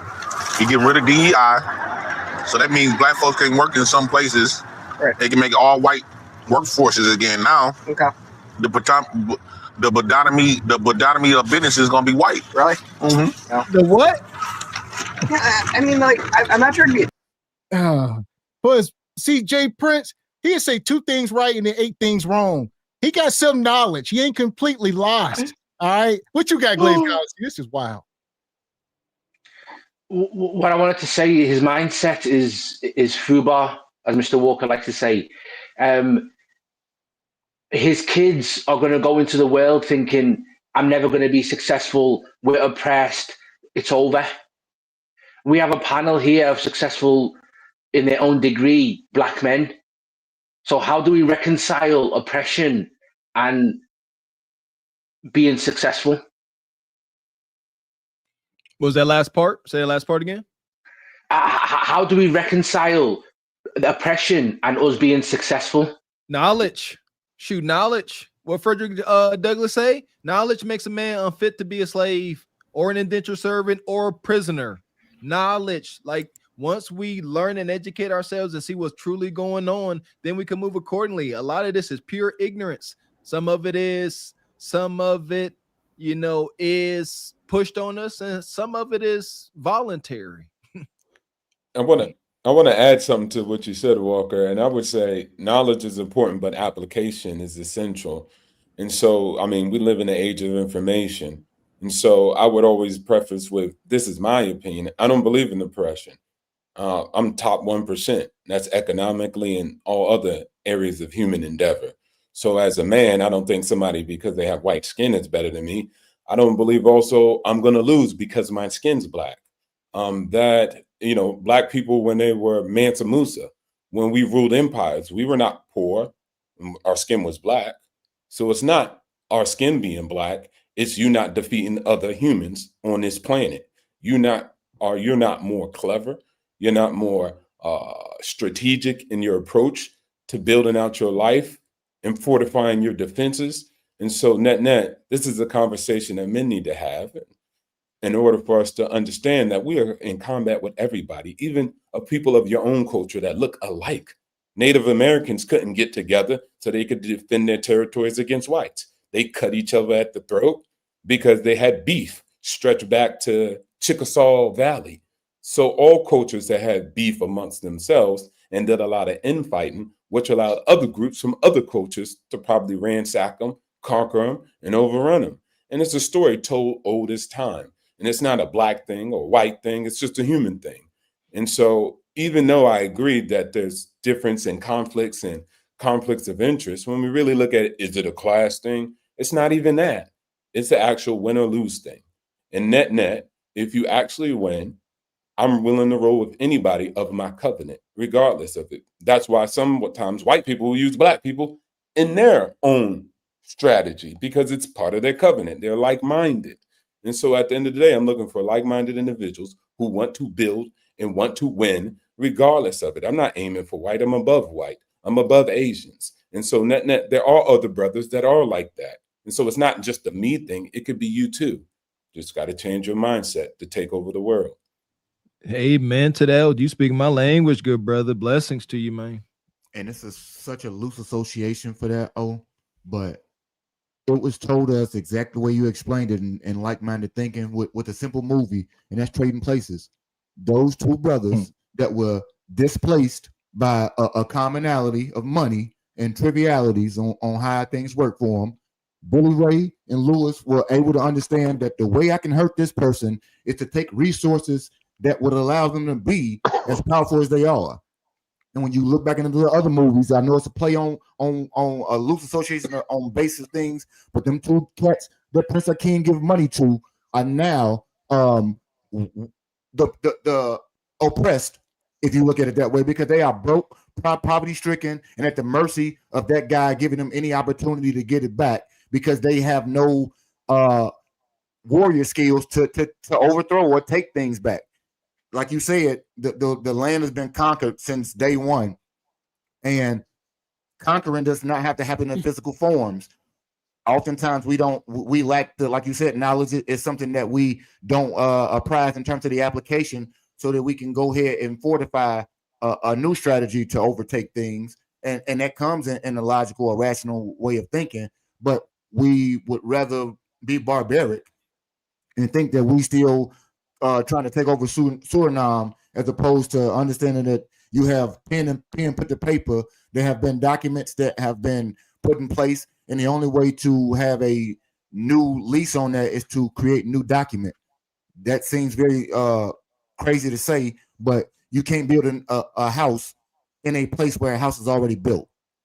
We got to take one of them down in order to build a new. So how do you do that? It is the question that we ultimately pose to each other. But I think the conversation needs to be centered around those types of things, because these types of conversation they're having now with red and blue, it's a contradiction in itself to be the United States of America, yet we have separate races, separate parties. And so if you understand that those parties were created to weaken each other so that somebody can ultimately assume power, the same way he talked about the Native Americans being at beef with each other, you have to find a way to get that common ground or the logical minded thinking persons on your side so that you come up with the infrastructure to go ahead and be the most powerful group of the groups in order to usurp and create your own rules. Otherwise, you play by theirs. That part. So I'm gonna let this keep going. I'll get you in, Mr. Incredible. Dick, but I don't want to say it out loud. I just don't. You always got to bring up the race card. Why do you? Why are you driving the M bombs all the time? Because the end card is relevant. Okay. The end card, nigga, racism is the core problem of all of this. Think so? I know so. Okay. I'm a nigga. No, you're an African American. I'm a nigga. Don't call yourself that. You're an African American. No. I'm nigga. serious too. I'm serious. Call yourself an African. Do not refer to yourself as the N-word. Call yourself an African American. I don't want to be American. No, be an African American. Wow. Trust me. Wow. I think that's a lot more appropriate. You know what I learned about white folks? What? Y'all big on optics. You think so? Yeah, I like to play like y'all care and stuff. I do care. No, No, I do. I do. No, you don't, yes, bro. I do, dude. You just like them. You racist just like them. Racist, dude. Oh, come on. You are. You benefit from racism. I'm not racist. Have you ever gotten in trouble before? Have I ever gotten in trouble before? Yeah. By the law? Yes, I have. Like what? Like just small stuff, nothing serious, but I have gotten run-ins with the law before. Right. So can you go down there and tell them you should get more time? More time for the stuff I did. I didn't do. Like the crap. I have the speeding ticket. Like I've been in trouble with the law 3 times in my life. The first one was a speeding ticket, which I paid off. I was going 16 miles over. Reckless endangerment. No. It was a reckless endangerment. Anytime you're speeding, that's reckless endangerment. It was a speeding ticket, which I paid off. The second one was a expired license plate, which I bought a car and I totally forgot. Let me ask you, to pay the thing off. How fast you was going? When I was speeding, 16 over. How many miles? How many miles an hour you was going? I was going 16 over whatever the speed limit was at the time. It was like 55. Right.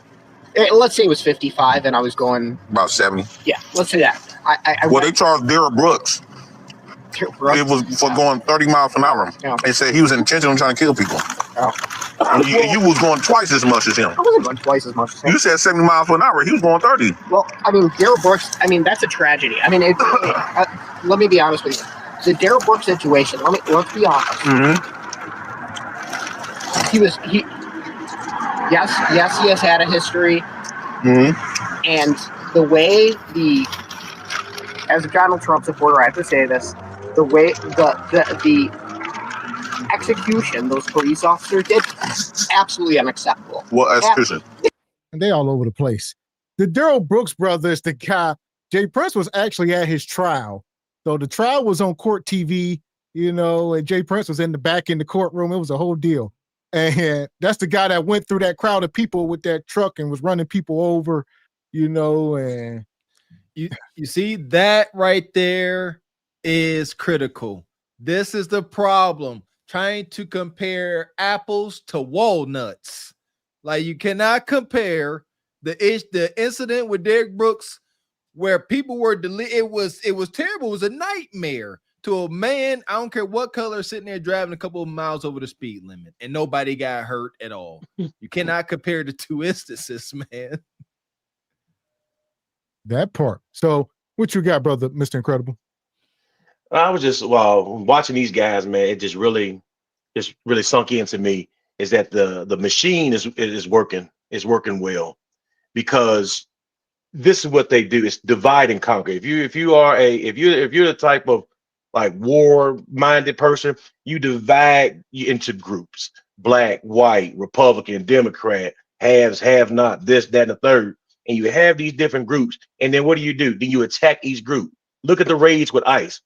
What are people doing about that? Nothing. They're doing a lot of this, but they're not doing nothing about it. Why? Because it's not your group.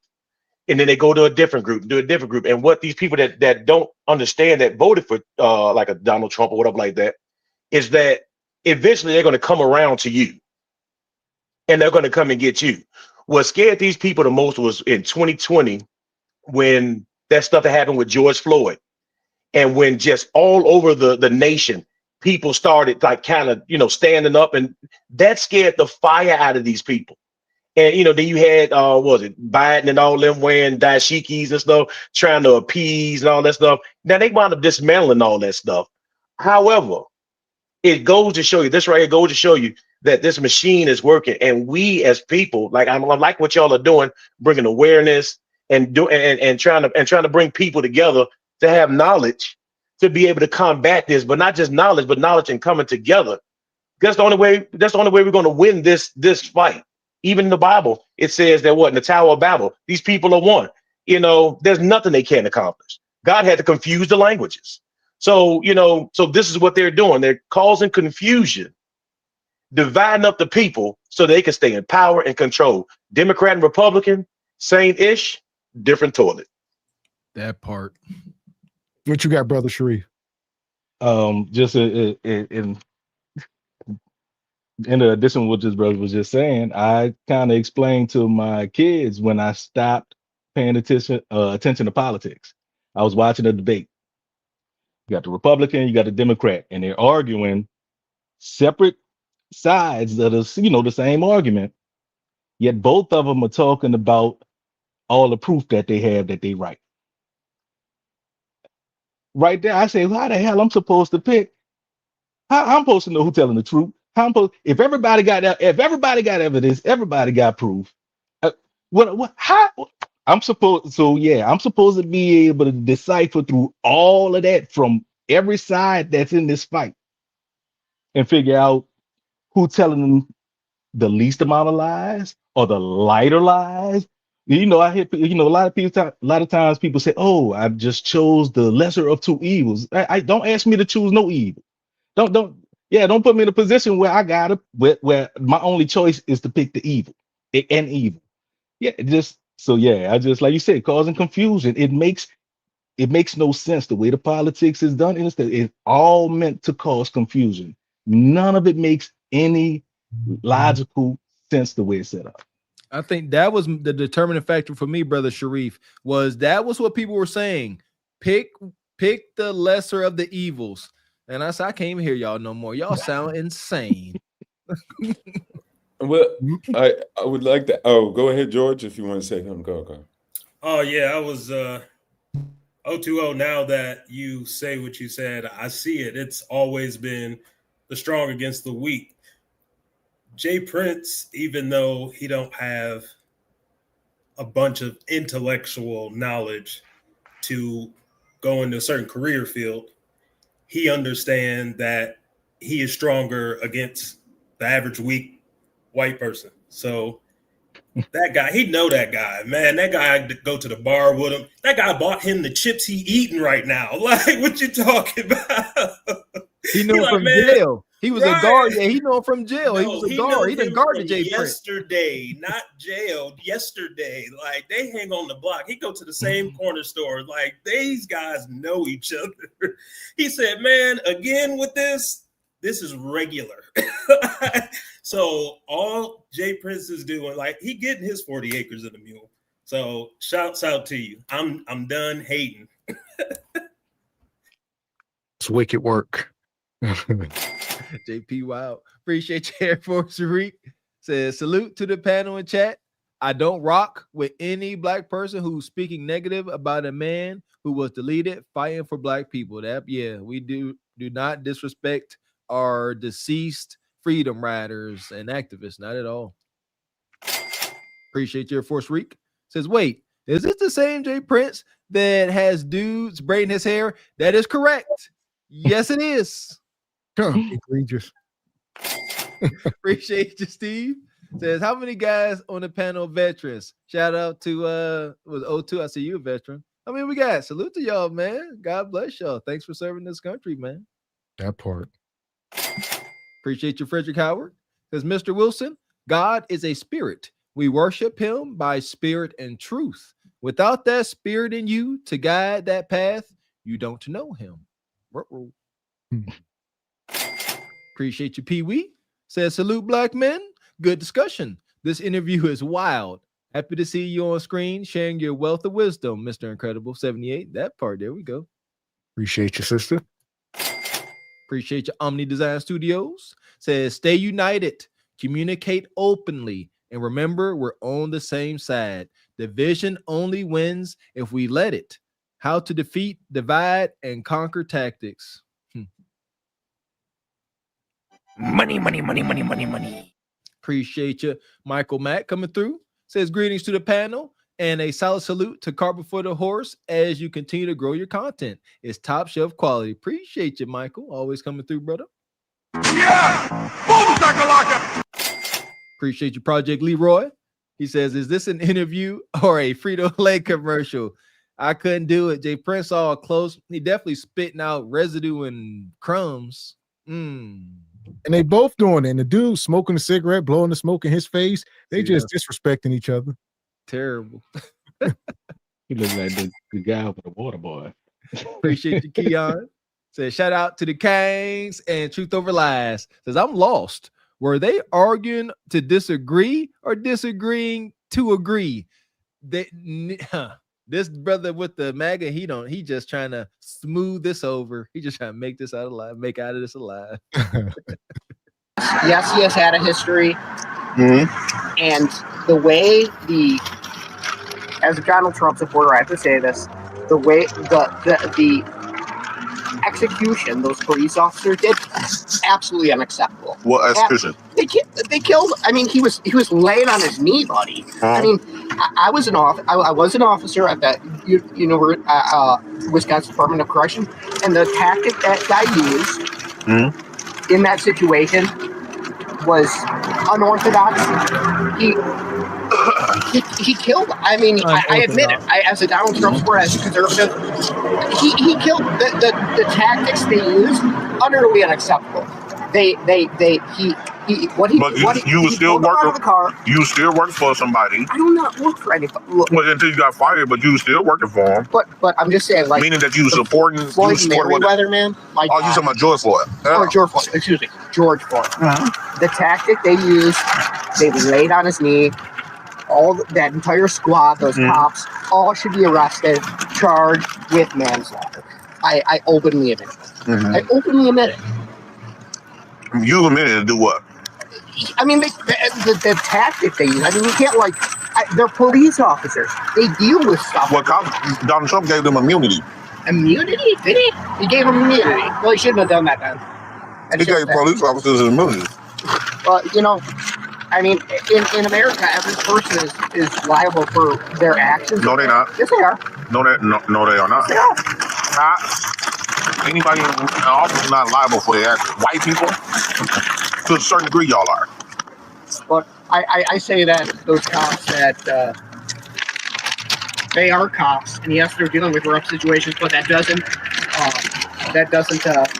excuse them for the fact that they kneed on his head until he suffocated and died. I don't care if he was high as shit. It doesn't matter. They're police officers. They should know what they're doing their jobs with. You know what I mean? Do you think they should get done the same way? What do you mean? Do you think black men should do them the same way? No. Why not? I don't think violence upon violence should solve anything. I really don't. When you say make America great again, that's America was built off violence. You think so? Yeah, they was going around stealing people's shit. Really? Yeah. That's part of the military. The military, American military, basically robbing, going around stealing people's shit, robbing them for their shit. Yeah. Yeah. You think so? Yeah, they criminals. Criminals? They sell dope, right? Most everybody on here, America sells dope. No, we don't. Really? I don't think we do. Majority crack down on dope. Majority of the medicine is heroin. Really? Think about Percocets. Right. You know how many people I know they got addicted to Percocets? We have people living in here in this shelter, right, that broke their back and got addicted to Percocet because he got opiates. Listen, this dude ain't trying to hear nothing Jay Prince talking about. All right, he don't agree. He just having a conversation for whatever reason. He started off and he said, I like the debate. I like politics. So I guess he just ain't got nothing better to do. Neither one of them. And they, it's incredible. And listen, hear me well. There are no heartstrings to tug at when it comes to MAGA Brad and Chad. That's what y'all need to understand. You can only change their ways with logic and truth and data. He up here like want Brad and Chad to feel for him. Oh, look what they did to George Floyd. That's where I got that. It's unfortunate. I got that from white folks. That's what they say. They don't care. Oh man, I just crashed my car. They're like, that's unfortunate. What we eating for dinner? They don't care. Stop trying to tug at their heartstrings when it comes to politics. Politics are not emotional. No, you're not. You should not apply emotions to politics, but a lot of us do. What you got, Brother Quan? Brothers, you're right. Especially Mr. Walker, I like what you said, but 020, I hope I pronounced your name correctly. And I do agree that no Caucasian man, Asian man, or another man is over you.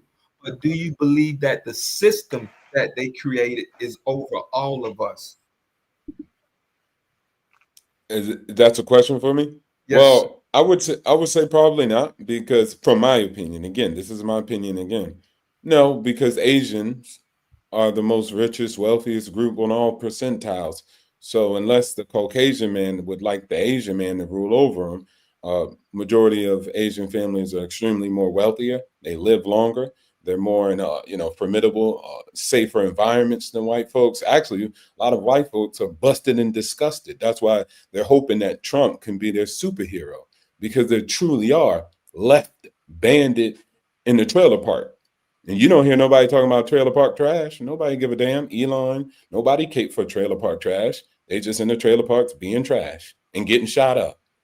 So that's most white people, not your liberals, not the ones in the inner cities and all that other stuff who'll be playing games and acting like they on your side. So at the end of the day, and Malcolm X said, be careful of. But at the end of the day, no, I don't think that. And again, remember, there's no system. You can't draw it on a piece of paper. If I ask you to draw a system, it's just people, right? So what you're really articulating is people come together and do certain things. But if you really break down those people, some of them don't agree with, like this guy's a Trumper. And he's saying, let's just say, take it as face value. He doesn't believe in guns and blah, blah, blah. Oh, every Trumper is not alike. There's a spectrum. And then all whites aren't alike. There's a spectrum on that, right? They fight each other in the name of other stuff. And so at the end of the day, you have to break it down. White folks never got along. They always was clapping at each other. but to a certain extent, sometimes they came together to go against other Black people or Asians. And then sometimes they didn't. So it's very complex. So again, there's nuances to it. And so I don't believe there's no system. I don't believe any group of people can defeat the boy. And if they do, then I'm at least taking 20 out. And that's just my legacy, 20-1. Like you said, you can't see it, but it's the laws that they have created. Think about the laws that they have created.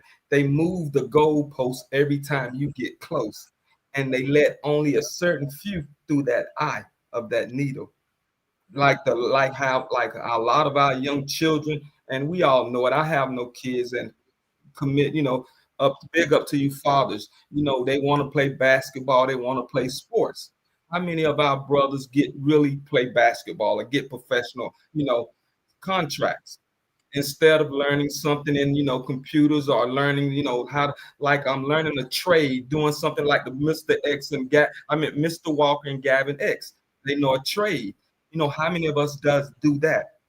Think about it. It's laws it's laws that's stopping us that we can't see or we can't change. Think about this. What if all of us, the 10 or the 12 of us in this room, would have rushed the thing that June the 6th? Do you think do you think we'd have walked out? Or we'd have got like that lady in that I think they'd have been in a little bit more trouble. We just don't want to accept it. There is a system. That's a false equivalency. We got to stop doing this. Like, we got to stop doing this. Like, you're saying us right here are equal to the guys who got stirred. We are not the same. That's what I'm saying, brother. We're not the same. They wouldn't have treated us the same. That's all I'm saying. That's the system. I hear what you're saying. What we're saying is, you don't act a certain way when you are approached by authority. We understand that we conduct ourselves in a manner that allow us to even be here. Like, so we got to stop falling back into that old way of thinking and trying to bring that into a new system where we're trying to go to. We got to have a new way of thinking on all fronts. And what I'll say is, I'm not even going to say don't think the way you're thinking, because I could be wrong too. I'm not God. Nobody made me God. I don't know all the answers for all Black people, and I'm the king bird. That's not who I am. I'm just having an opinion, and this is how I'm thinking and walking through it, right? And so when we talk about the laws, or when we talk about this, you would have to, and you don't have to, but what I would say in my mind is to myself, well, I have to explain away how Asians are able to prosper. I have to explain away how China right now is up on our heels. And that's something that is a problem for Trump or any president dealing with, saying these people are going to defeat us. They got the best technology. They got STEM. They got this. When they were also hit with cocaine, opium, when they also had territories taken from Taiwan, and etc. So at the end of the day, they went through struggle. They were obliterated. Their whole culture was addicted to opioids that Dutch was peddling and putting on the streets, and people were shooting up in their veins, looking no different than Bronx or New York and etc. So they had to go through it, and they had 5,000 years of history, and they were on their knees like that. So you have to explain away how only in 50 years, those people became the second most powerful country in the world, and is fighting and contending for #1 against whites. So again, you just have to think about that. Good point. Now, this is where I will throw some sympathy into the ring, which is, you're right. They went through similar war tactics. However, now this is what I mean by we have a unique journey through life. There has not been any other race that has underwent the psychological warfare that we went through, Brother O2. And that's why, even though we have went through the same things, you are 100% correct. There is more exponential damage that has not been done to other folks, and we can't stay together. The movie Uncut Gems. This is why Wild Kanye was saying he was jealous of the small hats. You ever see that movie? They hated one another. They eventually end up pew-pewing one another towards the end, but they stuck together with an extreme bias. I don't like you. I hate you. Here's your loan. You better pay it back. I can't stand you. Us Black folks, if we don't like you, I ain't talking to you. I'm trying to take food off your table. Shout to Kundra. We different, and we have been damaged. But I'm putting some understanding. We are damaged because it was instilled in us to that psychological warfare, and that's But the Walker, part. this is what I want to add to the conversation. This is how, again, this is my opinion. This is how I see it. What ancestors of mine are you talking about? If that is true, they would have never built the Tulsa. They would have never built a Black Wall Street. That was after slavery. So that's impossible. We were stripped. We were everything was taken from us. What we did is we lost a battle, but it doesn't mean we lose the war. Yes, they came down and destroyed the town. Everybody had to go through that. China had the Silk Road and they got beat up and got that taken from them. So again, that doesn't mean you're out the game. We still alive, right? We still exist. There's some humans that don't even exist no more. They were completely genocide off this earth. So we're still in the game. And so net, you can always explain it and say, yeah, we went through this and a lot of people went through slavery. A lot of people enslaved their own people and they had to deal with that. Chinese people were enslaving each other. The Japanese, we just don't know other people's histories like that. So we think they were just over there united. Nah, Chinese people were trying to sell out other Chinese people in the service of Europeans. It didn't work in the long run, but net, that happens, your own people. And so net, when we really understand these things, we're like, okay, cool. We're still in the ball game. We're not out. And slavery is heck no. What you mean? Our people was doing crazy miracles after slavery. We were the only ones with skill sets across America. So when we migrated back up to the north and we started building out infrastructure, we started building out oil companies. We were refining our own oils. We were doing massive amounts of great things. That could not exist for people who were extrapolated and didn't know nothing and everything was taken away from us. We just lost a couple wars and then from there it continued to decline. But that doesn't mean we can't come back. Oh no, yes we can. China came back in 40 years. But what do you hear from the rhetoric and the mindset of most Black people? Well, I won't see it in my lifetime. If you actually look at what happened in China, those old grandparents that are 90 right now, they were working crazy hard. I mean, churning out something behind the nation that was fantastic, that allowed them to be the most second powerful nation in the world. So we can change it in a generation. We just don't believe it so. As Mark Twain said, and I'll end here, it's not what you don't know that gets you in trouble. It's what you think you know, that it ain't so.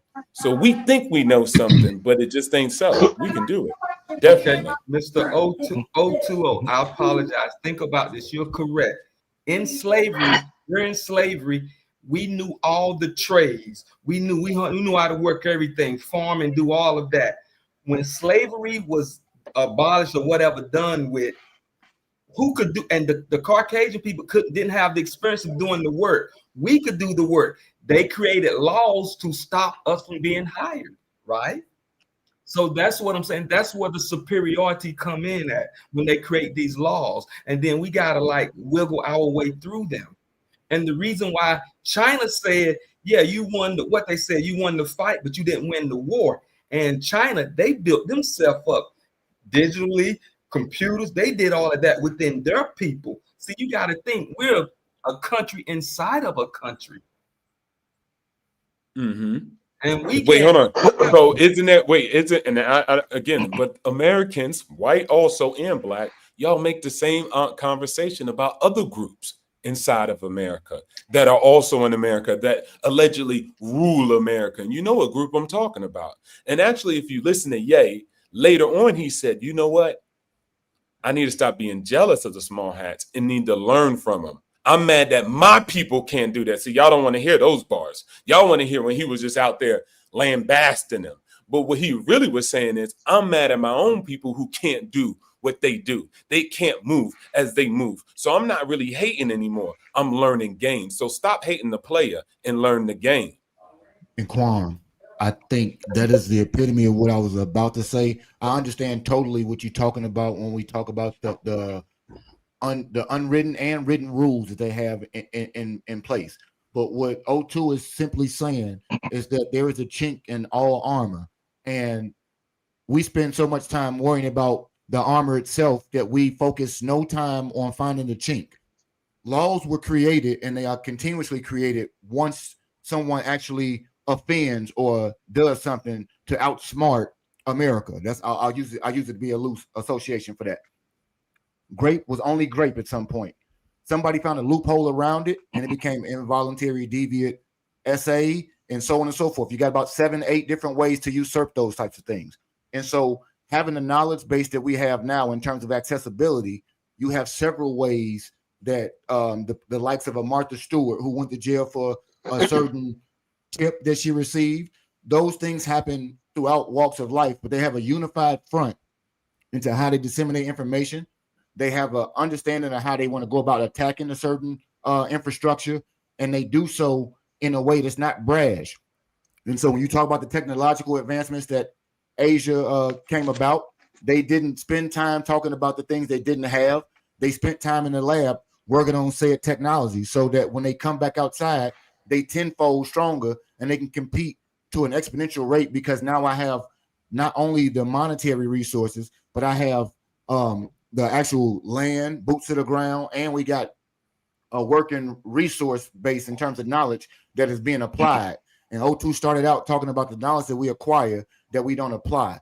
And so while it is a very far-fetched theory at the current moment, if we have a unified thought process to it, the application of the talents that we have could once again assemble something to the likings of a larger Black Wall Street and so on and so forth. I just don't think that we spend more time focused on the things that we know those oppressions will not stop. Somebody wrote that law to benefit them. I started out by saying that you have to find ways to usurp or rewrite. And so through that restructuring, you have an amendment to old statements. You still have amendments to game plans.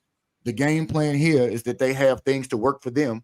What are we going to do to have a game plan that works for us? And I'll say this, let me get in here, brother.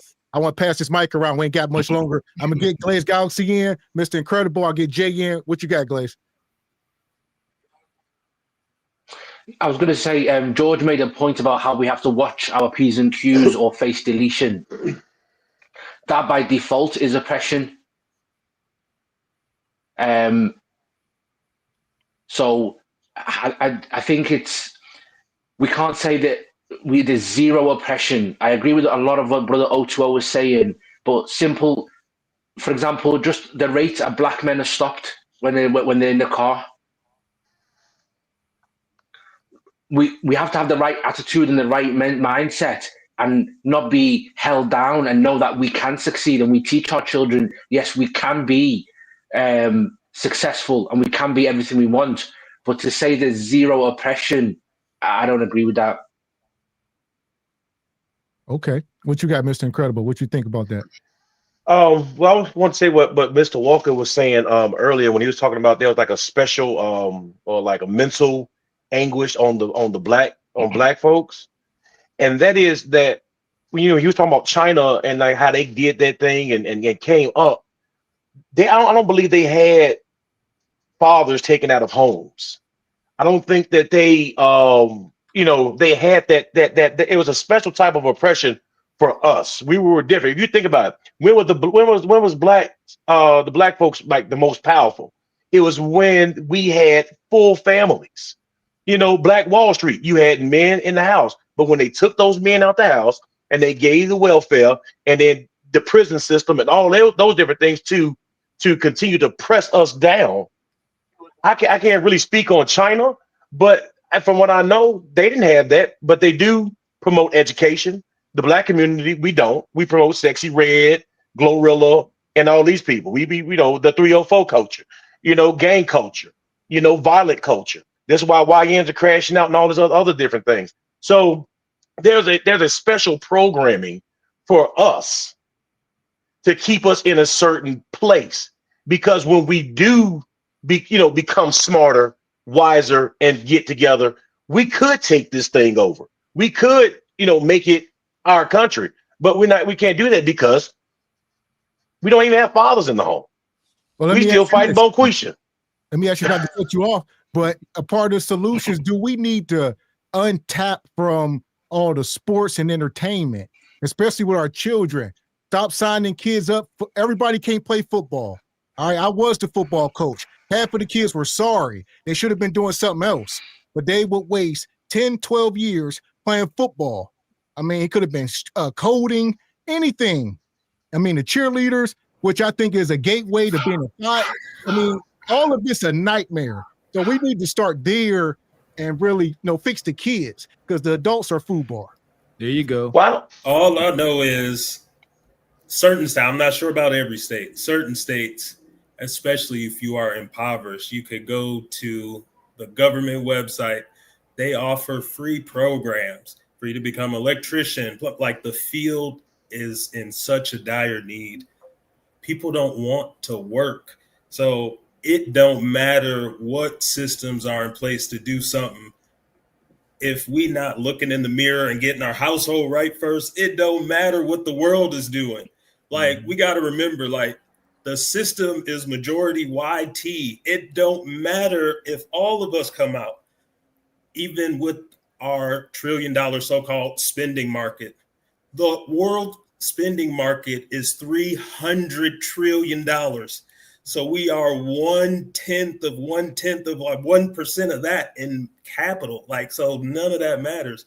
All that matters is we got to get our household right, figure out how we come together to do us, to work with inside the system until we can create our own system. Until then, all the trying to take over everybody, like that is just lip service that everybody doing.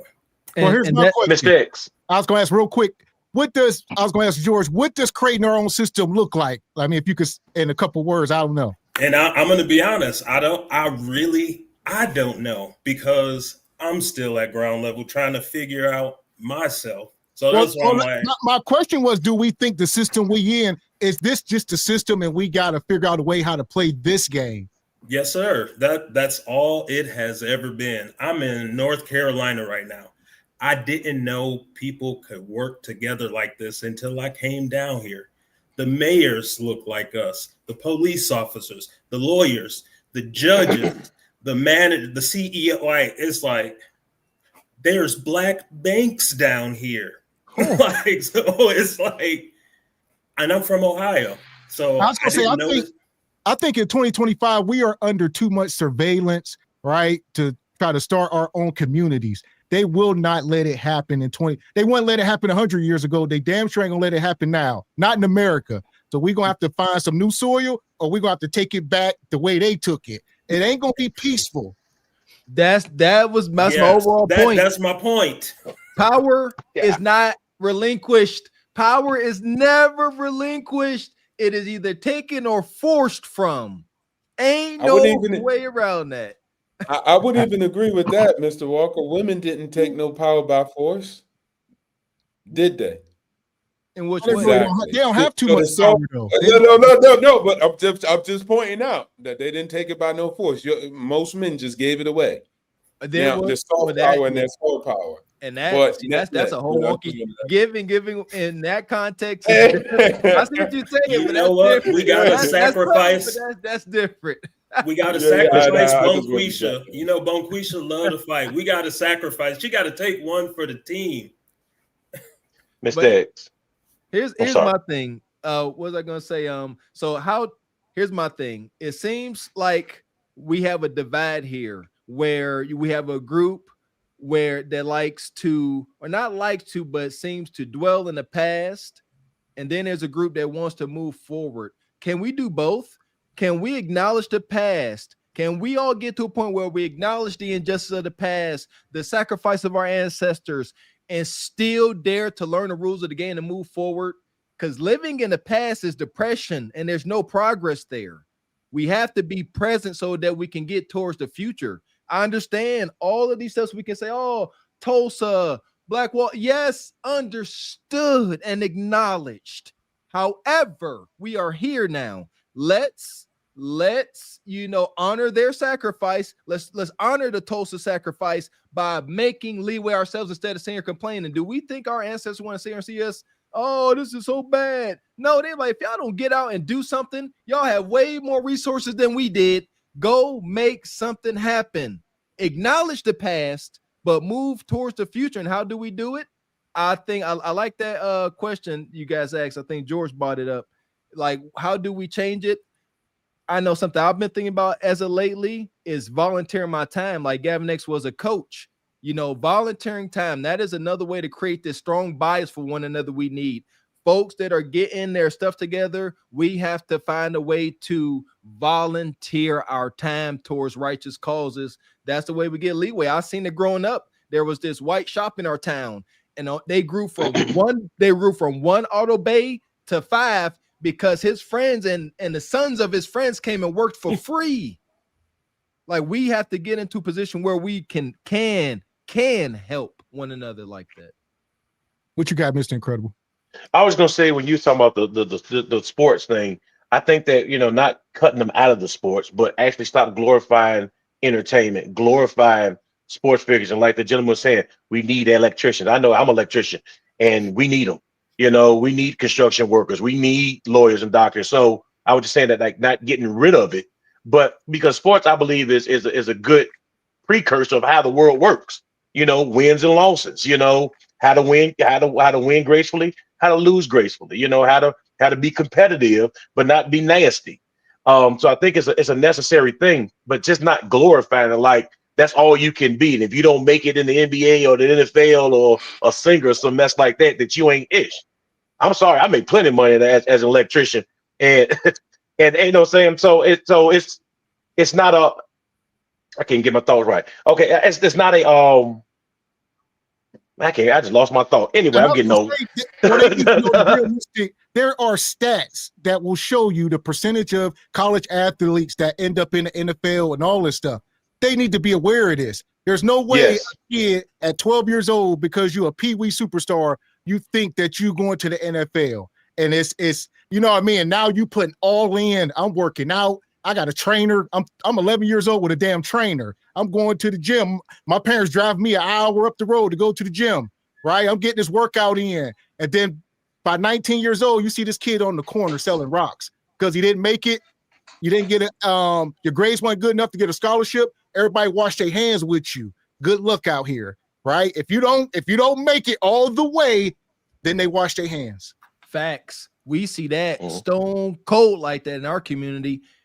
These young men, that's why I just pray for them. You see them prom and homecoming, they driving Mercedes and Corvettes, and y'all don't understand. As soon as they find out they ain't going D1 or they get hurt, the rug is pulled from under them. They literally look at that young man that they were banking on, paying for their lifestyle, and they say, "What you about to do?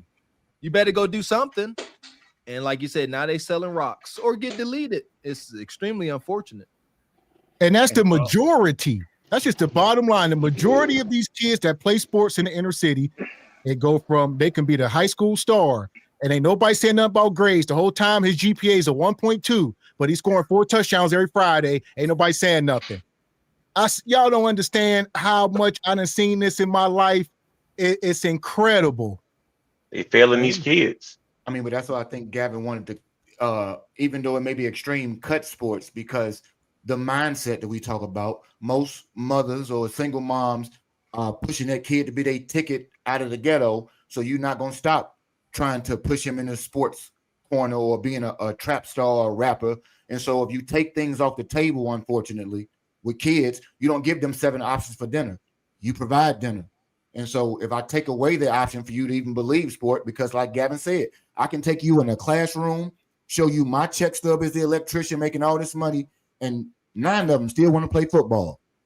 So if football is not there, then they can't take that option right there. And unfortunately, you got to be so rigid in the stands to change the mindset or the thought process that there is no. When I was in school, for example, I had a woodshop teacher that always told us, stop trying to play sports, go to Lorraine Community College, be an electrician, be a plumber, HVAC. He was always pushing trade skills, and everybody in the classroom pissed on it, always want to chastise him and say, what do you know? You're a woodshop teacher.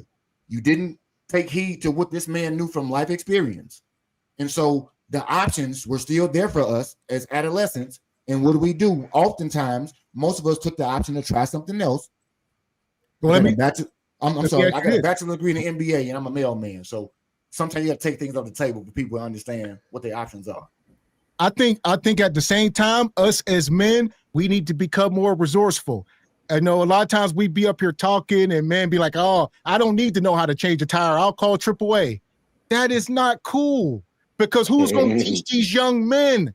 You have to know how to use your damn hands for that exact reason, especially if you can't afford to send them somewhere. You got to be able to teach these kids, or the only thing you're going to know how to do is to sign them up for basketball and football, right? So we got to have different outlets.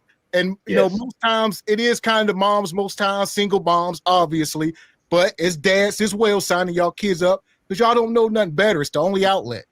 There you go. Life skill classes. Home ec they used to have in our schools back in the day. That is something that's, you know, radiating in my heart. Life skills, balancing the checkbook, changing the tire for men, being able to nail a daggone piece of nail into some wood. These things are critical. I would say this: the amount of skills that me and Mr. Walker got collectively, Dr. Umar need to hand that damn school over, and we could really make something smack. I ain't tooting our horns, but the amount of knowledge, because I know Mr. Wilson came up here earlier and said we don't know nothing. Listen. No, don't do that. Just come on to North Carolina. Let me go, George. We might not know about what happened in 1922. We might not read the Bible from front to back. We might not know every president that ever been. But the skills that I got, ain't too many men on earth can hold a candle to. And I'm going to be able to teach this to my son, Mr. Walker's kids, my nephews, and so forth. And any other kid that want to know. That's a fact. Like y'all knew we grew up poor. I did not make it this far without using my hands for most stuff. Things go wrong, car need fixed. I had to fix it. I bought my first car, 1985 Dodge Diplomat. I blew the transmission doing neutral slams like an idiot. And guess what? I couldn't afford the $900 at the time it was to repair it. So guess what I had to do? Go to AutoZone, or I ordered the transmission and I had to learn how to put it in myself. That saved me even as an adult, being able to do home repairs. I couldn't afford to have somebody replace a hot water tank, replace a door, but do a little bit of Google research, figure out how to do it yourself. This is how you keep homes afloat. All of us weren't born. Very few of us were born with a silver spoon in our mouth. These life skills are critical, and we're going to do our job to make sure we pass on this knowledge. That's a good point, Mr. X. I think that's part of our mission, brother. Postman, I like what you said. You guys that's on the panel, you guys remember vocational schools? We have vocational schools like Gavin X and Mr. Walker and Postman said. I did it: wood shop, mechanic, electrician, plumbing, brick mason. You know, all of that. These young children, young men, they don't have that. So what I was told, like Gavin X and Mr. Walker and Postman, get that young man and pull him up and teach them how to do that. You see that young brother in Georgia who got that school teaching these young brothers how to put brakes on.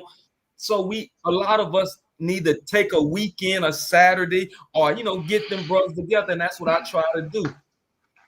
And it's volunteer. That's the point, brother Kwame. See what I'm saying? Yeah. There is no financial gain to be made. We got to throw that in there as that's how we start making some leeway. And it's a big if. I understand it's a hurdle, but some of us, including myself, going to take it on. We got to get in position where we can volunteer time, have classes or shop some gathering, and just teach these kids and not reap any financial gain, because teaching the kids, that's money itself. I'll say this, Mr. Walker. I'll say most of my volunteer work was before I had children. So when I had most free time. So I do think fatherless men without children, those are the men who really should be on the front lines. Because when I had no kids, I was on the front lines, and that's when I had most time to do it. So it's harder now to take that time away from your family. But if 56% of us are single and childless, I don't know. There you go. That's true. Yeah. Like I said, it's heavy on my heart, but as my kids get older, right now, they need all my attention. There you go. We say it starts at home. So we definitely got to take care of home before we venture out into the world. And yeah, growing out without a father, definitely have had my fair share of obstacles, but definitely staying on top of things. But yeah, starts at home. And then once you get home in order, venture out into the world and, spread God's grace, if you will. All I'm saying is our sisters don't want to marry a mechanic or an electrician. That's true. They don't think it's glamorous. enough. That's not true. I would say that's not true I don't know entirely. about that. That's not entirely true. Maybe not the IG baddie, but there you go. That's social media. That's you social go. media. They don't like the optics. I see what we kind of discussed this. They can't identify the electrician or the plumber or the mason worker as a high earning, high value man because he got soot on his clothes. I see what you're saying. Looking for They're gonna Glaze hunt them Galaxy. though.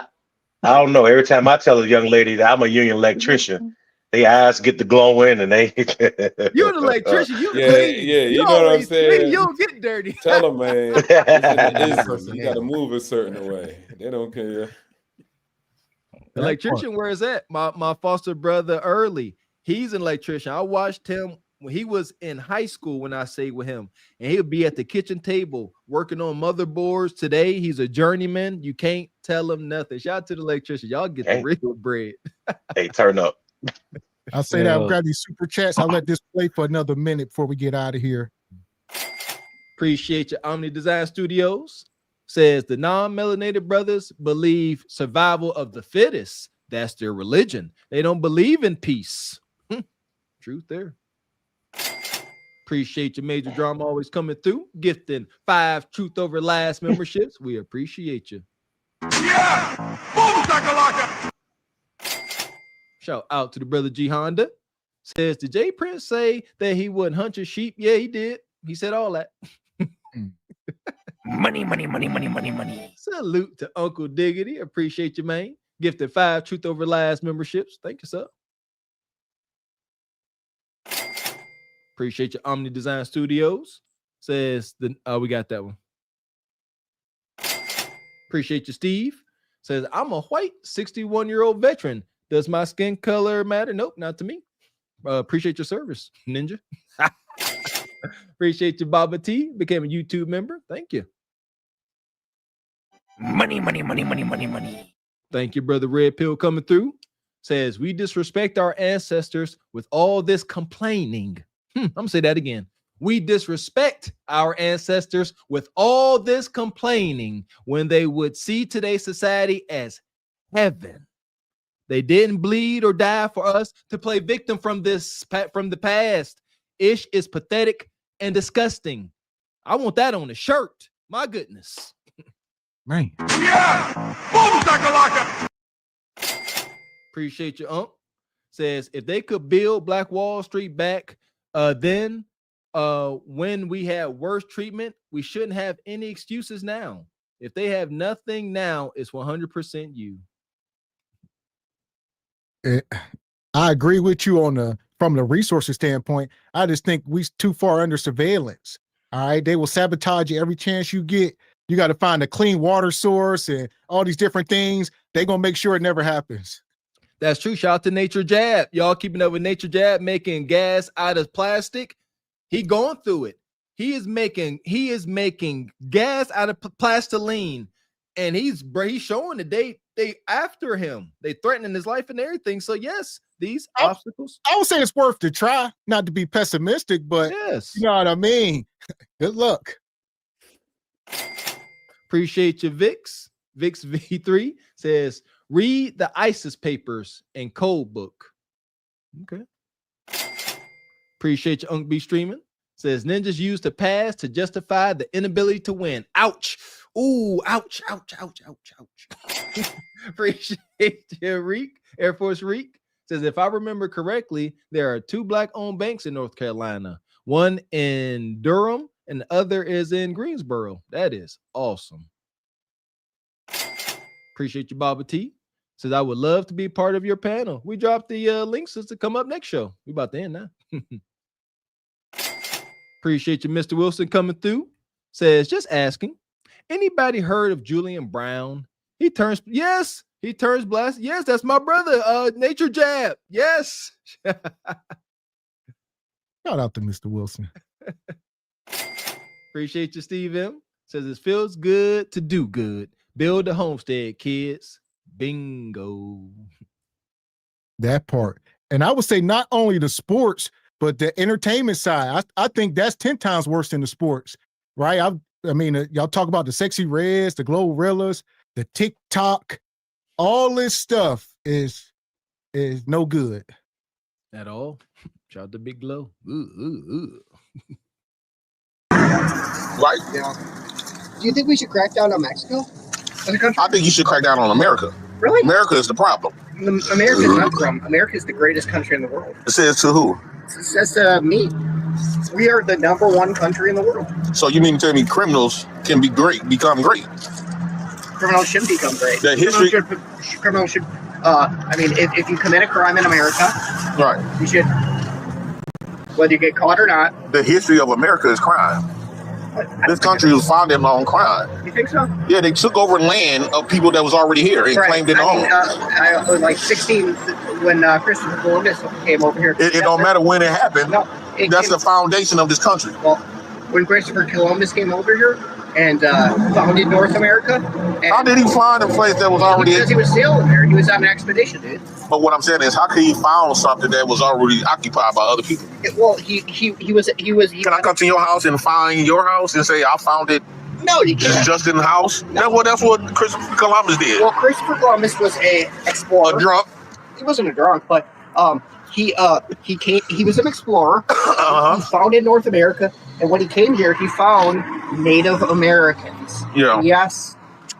He pretty much. So he didn't find nothing that was already occupied by people. Well, he found a native country.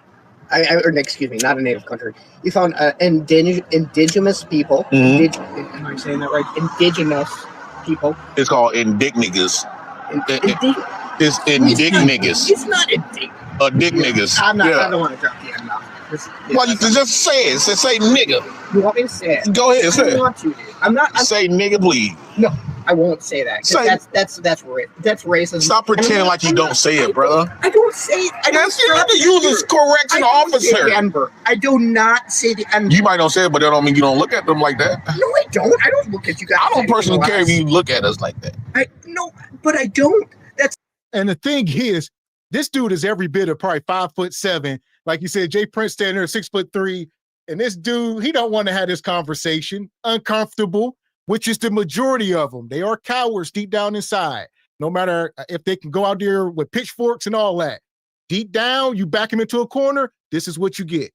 There you go. Had a conversation with some big old corn-fed brother like I did in college. I didn't have these conversations. I agree, Mr. X. I cannot respect the physical prowess difference here because that makes a big difference in their communication. Yeah, walk up to another big 6'3" Billy Bob with his Confederate shirt on, then have that conversation, baby. Now we'll be squabbling. That's so insensitive. That's insensitive, and I admit it. If you're a Donald Trump fan, you can't be sensitive. I am sensitive. Well, Donald Trump is not sensitive. No, he is sensitive. He speaks his mind. He would say nigga in a heartbeat. No, he doesn't. If I would have asked Donald Trump, Donald Trump the same cap that you wearing, the same nigga, he'd say it before I even ask him to say it. All right. Think about it. But he doesn't, dude. That's racist. That's so racial insensitive. No, that's not racism. You know what racism is? I'm going for a bartender license, and everybody else get to have hit and run.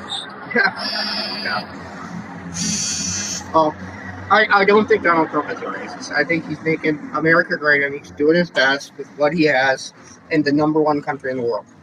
Well, who says this is the #1 country? Because it is. Why? I mean, what other country would it be?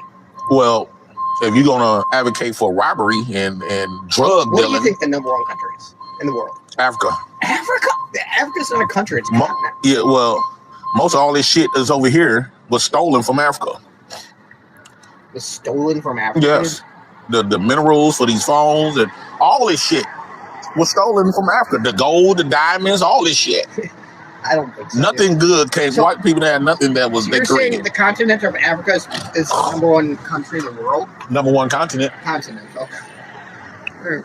That's the motherland. That's where everybody What do you was think the born. #2 country in the world is? The #2 country? China. Think so? Mm-hmm. That's an okay response. So here we go. What's the top 3 countries? Africa, the #1 country is Africa. And then we got China. We ain't get to 3, but we know Africa is the #1 country in the world. As far as #1, as far as what? Well, he keeps saying country. He went to the same damn school with Kendra. He keep calling Africa, and the dude said, "Is it a country or Jay Prince?" They don't know. This discussion is idiotic at best. I thought he said continent. But number one continent, country, city, state, province, territory for what? What number one for what? What are they even talking They about? gaslighting them. They are gaslighting each other. This is the weirdest stuff I ever seen. I never seen nothing like it. These are those circular conversations that get nowhere. Sitting here complaining, oh, this happened, that. Okay. Like, again, acknowledge it. And now what's the solution? What are we doing moving forward? Are we getting anybody say, oh, they blew up Tulsa. Oh, they did this to us. Oh, they bombed this. Oh, strange fruits. Acknowledge it, yes. But now where do we go? Do we just live and dwell in the past or no? China is a superpower, and they are our rivals. Yeah. I see it this way. Number one country in the world, the United States of America. Number two, wait, let me back up. We got to respect gangsters now. I thought you had integrity. I do have integrity. So you have integrity. Of course I have integrity. So if you know that America is stolen and robbed and sell dope, why are you praising a country that built something off the lives of people, the stolen? So you okay with buying stolen goods or taking? You okay with robbery? You okay with people using drugs? Of course not. You okay with murdering people to get personal? I'm not okay with that. Well, that's what America did. Well, that's how it became great. I don't agree. They sell that great dope. Yeah, crack, fentanyl. Now they putting fentanyl. That's why he's trying to crack down on that. And what? And sell some more shit. Drugs make drugs. They got in. America got in. Yeah. America got ins on this shit. They dope dealers. The dope dealers? Yeah, they just play options. And us dumb citizens of this place. Oh, Donald Trump doing nice thing. No, Donald Trump is a dope dealer. He's a killer, and he like to grab people pussy without their permission. He a pedophile. He's not a pedophile. I mean, you see, I don't know what this is. What you got, brother Jay? This is wicked. My IQ, man, is struggling right now. I've been taking notes, man, so I might go back a little bit in the conversation because I wanted to let some of the other brothers get their points off, man. And O2O was saying some stuff, man. I might have to get him to record some stuff for me in the morning before I go to the gym. Man, like, yeah, that's what I'm talking about, man. Man, I have a hard time articulating myself sometimes. Everything he was saying so far is like, okay, yeah, I feel that, man. But my first point is, since humans have been on this planet, life is oppressive. Like the struggle to live alone is oppressive. When you come out of the womb, sometimes you're not breathing. Something has to happen to get you to start breathing. Life is we got to stop putting people on pedestals just because they got a foothold on something appearingly right now. Like, there's nothing that's stopping you right now. I don't care if it's individuals or a system or whatever it is. What are you doing? Are you doing what you need to do to get to where you need to be? And as a people, for us, we're not. We too separated. You got people coming over. Oh, you're not FBA, or you a tether. Yeah, but you look just like me, brother. I listen to pro-black channels, pro-black panels, and the N-word is dropped by dang on every guy on the panel. It's like, you don't even care. That's in here. How can you use a word, the most egregious word that was ever used against us as a people? You want to slap somebody in the face if somebody else call you that, but you're going to flip it and say, oh, it's a term of endearment now. We repossess, we taking it back. Take what back? There's nothing there. What is there to take back? I don't see all y'all my brothers, man. I've said it before. I don't care. I'm not going to use that word. That's one thing. And the other thing is options. Yes, we know the military bought poppy over and did all the stuff, heroin, whatever. I know cocaine come from Afghanistan, wherever it come from. They put it in the black community, yada, yada, yada. Options, choices. Yeah, the government offered our women this and they put the black man out the house and they separated us. Options, choices. Nobody did it to us. They gave us the option to do it. Always got the option to do something. You got the option to put the needle in your arm. Oh man, I woke up late. Man, I'm gonna be late to this job interview. Now I gotta go rob somebody because I don't have money. That's your choice. It's a choice. To be in your children's life, it's a choice. To pick the man or the woman that you choose to have kids with, it's a choice. Everything is a choice. And why do we always talk about how the court system is treating us unjustly? What did you do to get involved in the court system? Yes, some stuff happens unjustly, man. Like the I can't his name is slipping me, man. My bad. Rest in peace to the brother. He didn't do nothing. He was shot in the car with his wife and kids in the vehicle. That was terrible. I seen stuff that. like that happens, unfortunately, man. And as a people, we should be united enough to rise up to make sure that stuff like that, if and when it does happen, because we can't stop it from happening, because we can't change other people, but the person that did that, they should be penalized. We should hit that person individually, and then we should hit the entire police union in their pockets. Make it come out of their pensions. Not our tax money, make it come out of their pensions. So now we put in the blue against the blue because we together, we united. It seems simple to me, man.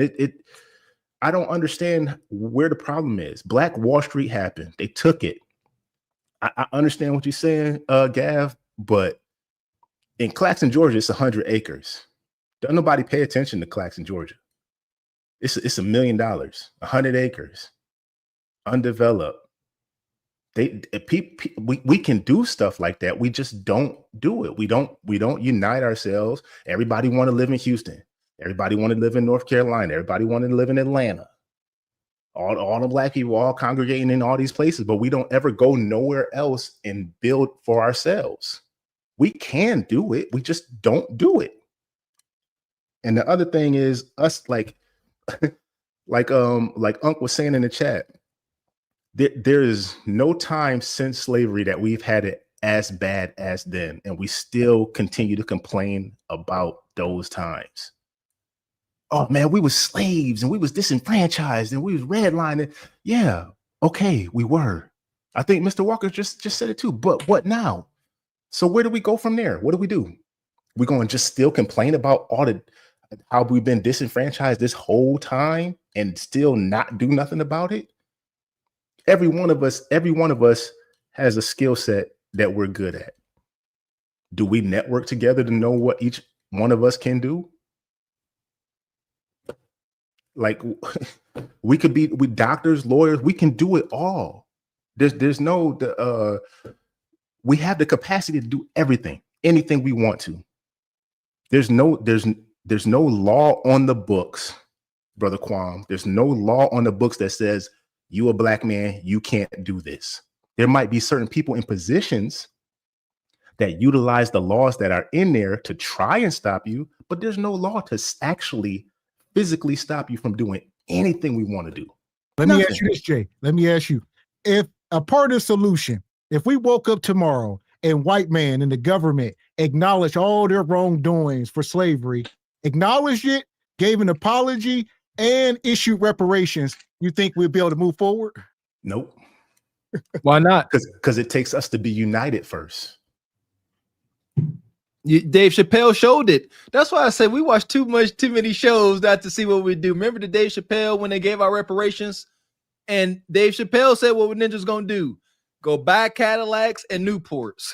It's obviously, say he's poking fun. It's extreme, but he was showing that you can give us money. This is what it was saying. You can give us money, but without education, we simply go indulge in impoverished behavior. Oh, so well, here's my question. I say that to say, granted, I put that on the table, not enough. Then what deal is sweet enough, or is there no deal? Is there only bloodshed? Could there only be bloodshed? No, I mean, at you can say at a certain point, but what is that going to do? Loss of life? That's it. That's all that's going to come of that. We still not going to be united. We don't have. You remember when they used to say our black leaders? They always say black. I never heard nobody say the white leaders. They just say leaders. There's no black leaders. There's no black leaders. We don't have black leaders. People look up to Umar. Oh, well, you know, he be saying some stuff that's right. Yeah, he's a scammer though. That's what scammers do. This school, which could have been if he would have done it right, this man would probably be a millionaire right now. Instead of having his bank accounts seized. If he would have done it right. If everybody saw the kids, the products coming from his school, and you see them kids going into high institutions of higher education and coming out like, oh man, you go to this school, they doing it over there. They about to expand. Boom, you need to go to Frederick W. Marcus Garvey right there, man. They teaching it from our perspective. If he did it right, he'd probably be a millionaire right now. But we don't have one accord. We all over the place, man.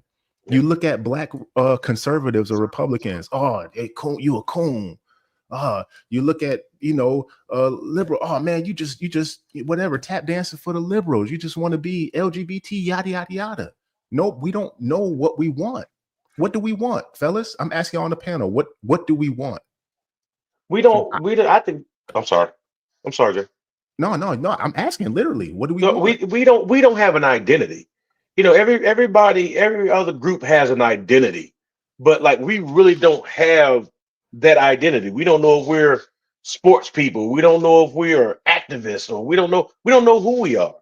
You know what I'm saying? That's what he said. We're all over the place. We're doing all different types of things. Like I said, if he was to get those reparations, we buying rims, we buying J's, we doing all the crazy stuff. Why? Because we don't have an identity, because we don't know where we're going. You know what I'm saying? If we could come back, if we can find a way, I don't know how to do it, but to actually have a destination where we're going, then maybe we can start putting things in place, to educate people, to get us moving in that direction. But until that time comes, we're like roaches, man. We're like crabs in a barrel. We're just all over the place. And I'll say this, Gav, to the question you asked me. Think about when we get money. Why do we move out of the hood? Because we know the mentality is not going to change in the hood. I'm from Buffalo, New York, east side of Buffalo, right? I just went back for my mom's celebration of life in May. Same. It's the same. Nothing has changed since my last time there.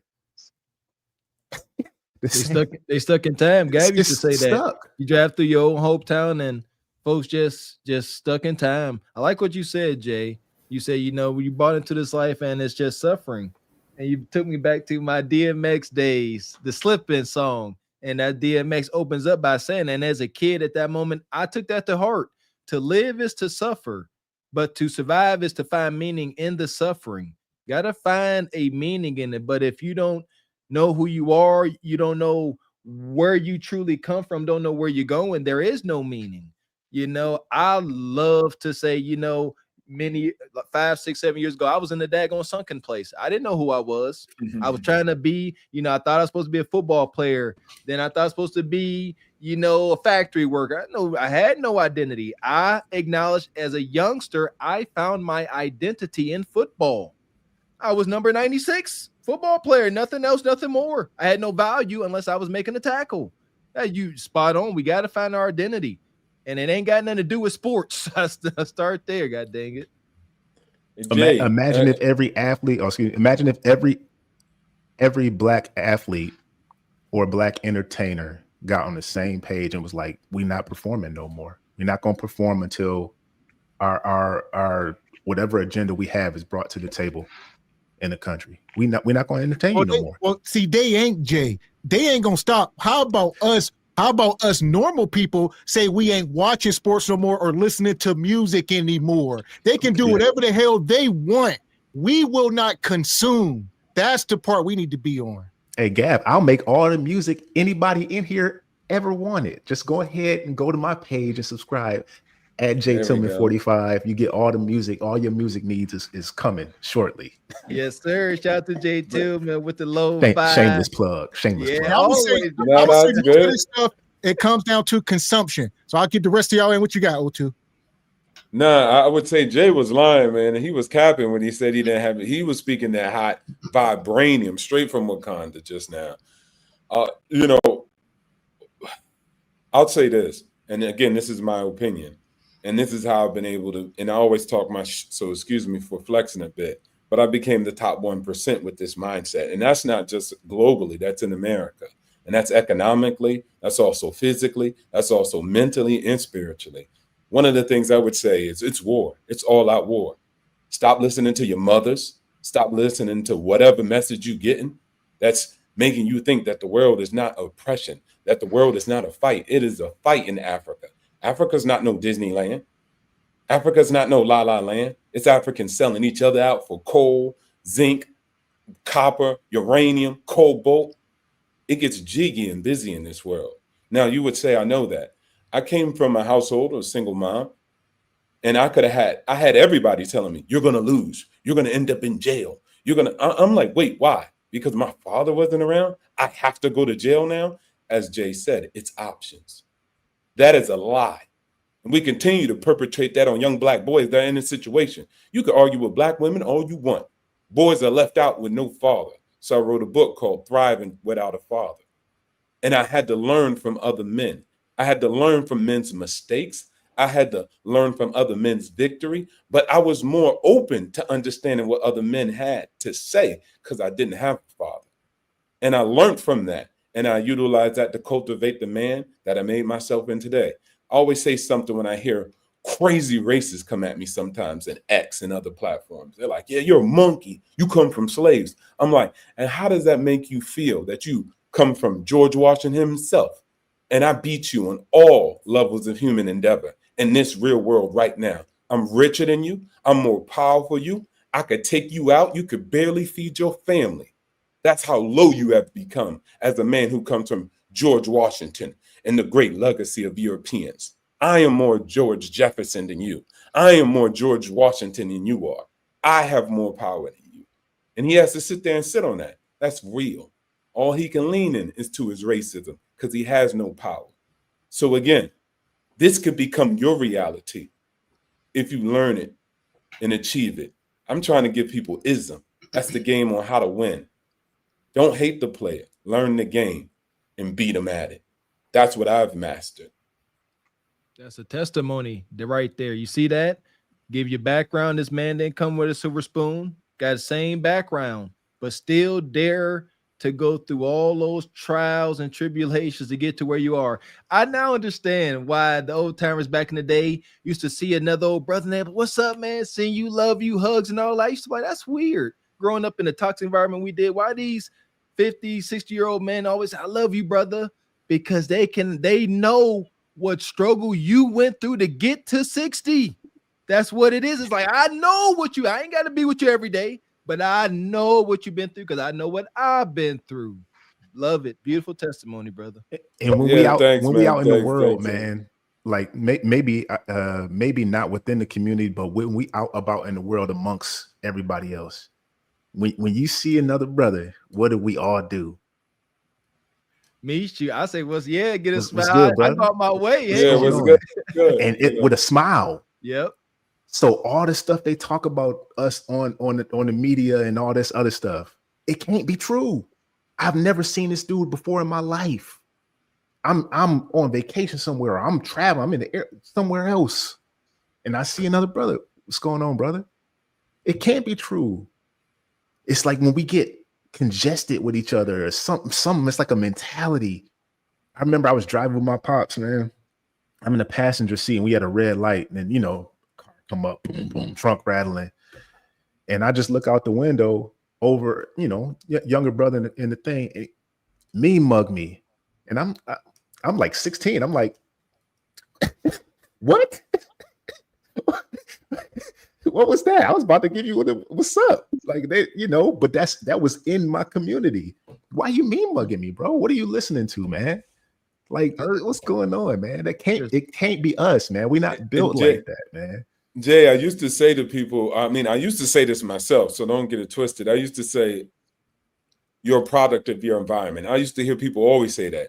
We are a product of our environment. And I remember when I got to a certain perspective, I had to change that construct and that perspective. And I start to tell people, I'm not a product of my environment. I turn my environment into a product. And that's an entirely different animal in the ecosystem. You get what I'm saying? You got to feel that bar. Yes.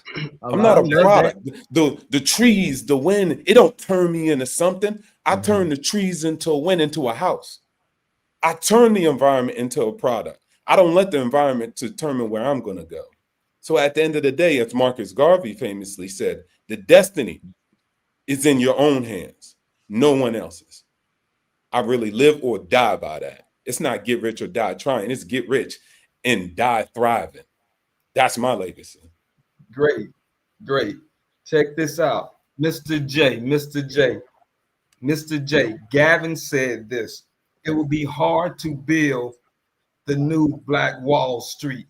And George W. said there was black banks in Greensboro. There's black banks in Durham. There's a black bank in Charlotte. Now I'm gonna tell you why we can't do it. In Greensboro, they built the greatest, the best high school that was putting out the top black high school students. You know what the city did? They shut it down. You said they was putting out the best what?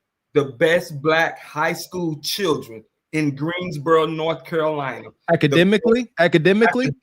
Okay, gotcha. Academically. And they shut it down. And they tried to close it. They closed it because they wanted to put the other people in it. So that's what I'm saying. When they have the power to do things like that. So you saying that what the city council, whoever the powers that be there, went and closed that school down? How did they get away with doing that? I can't say how they did it. I don't know if it was just like it may have been the governor, the senator, because they was thriving too much. That's not what I'm asking. Think about it, brothers. That's one thing that they don't want to see us do is thrive. Just imagine. No, he's asking on what basis. What is the basis of their? Everybody I'm asking both. I'm asking in tandem. Everybody they was producing like high academically young black children. That's all who was going to the school. There was no Caucasian people in this school. But see, that's where we messed up though. We have to, said, I don't know how. So you need to figure out what was the strategies that was utilized to defeat you in order to actually be able to revise your battle plans so someone can't compromise you the next time. Yeah. See what I'm saying? But we're like, well, we don't know. And let me just say this one point.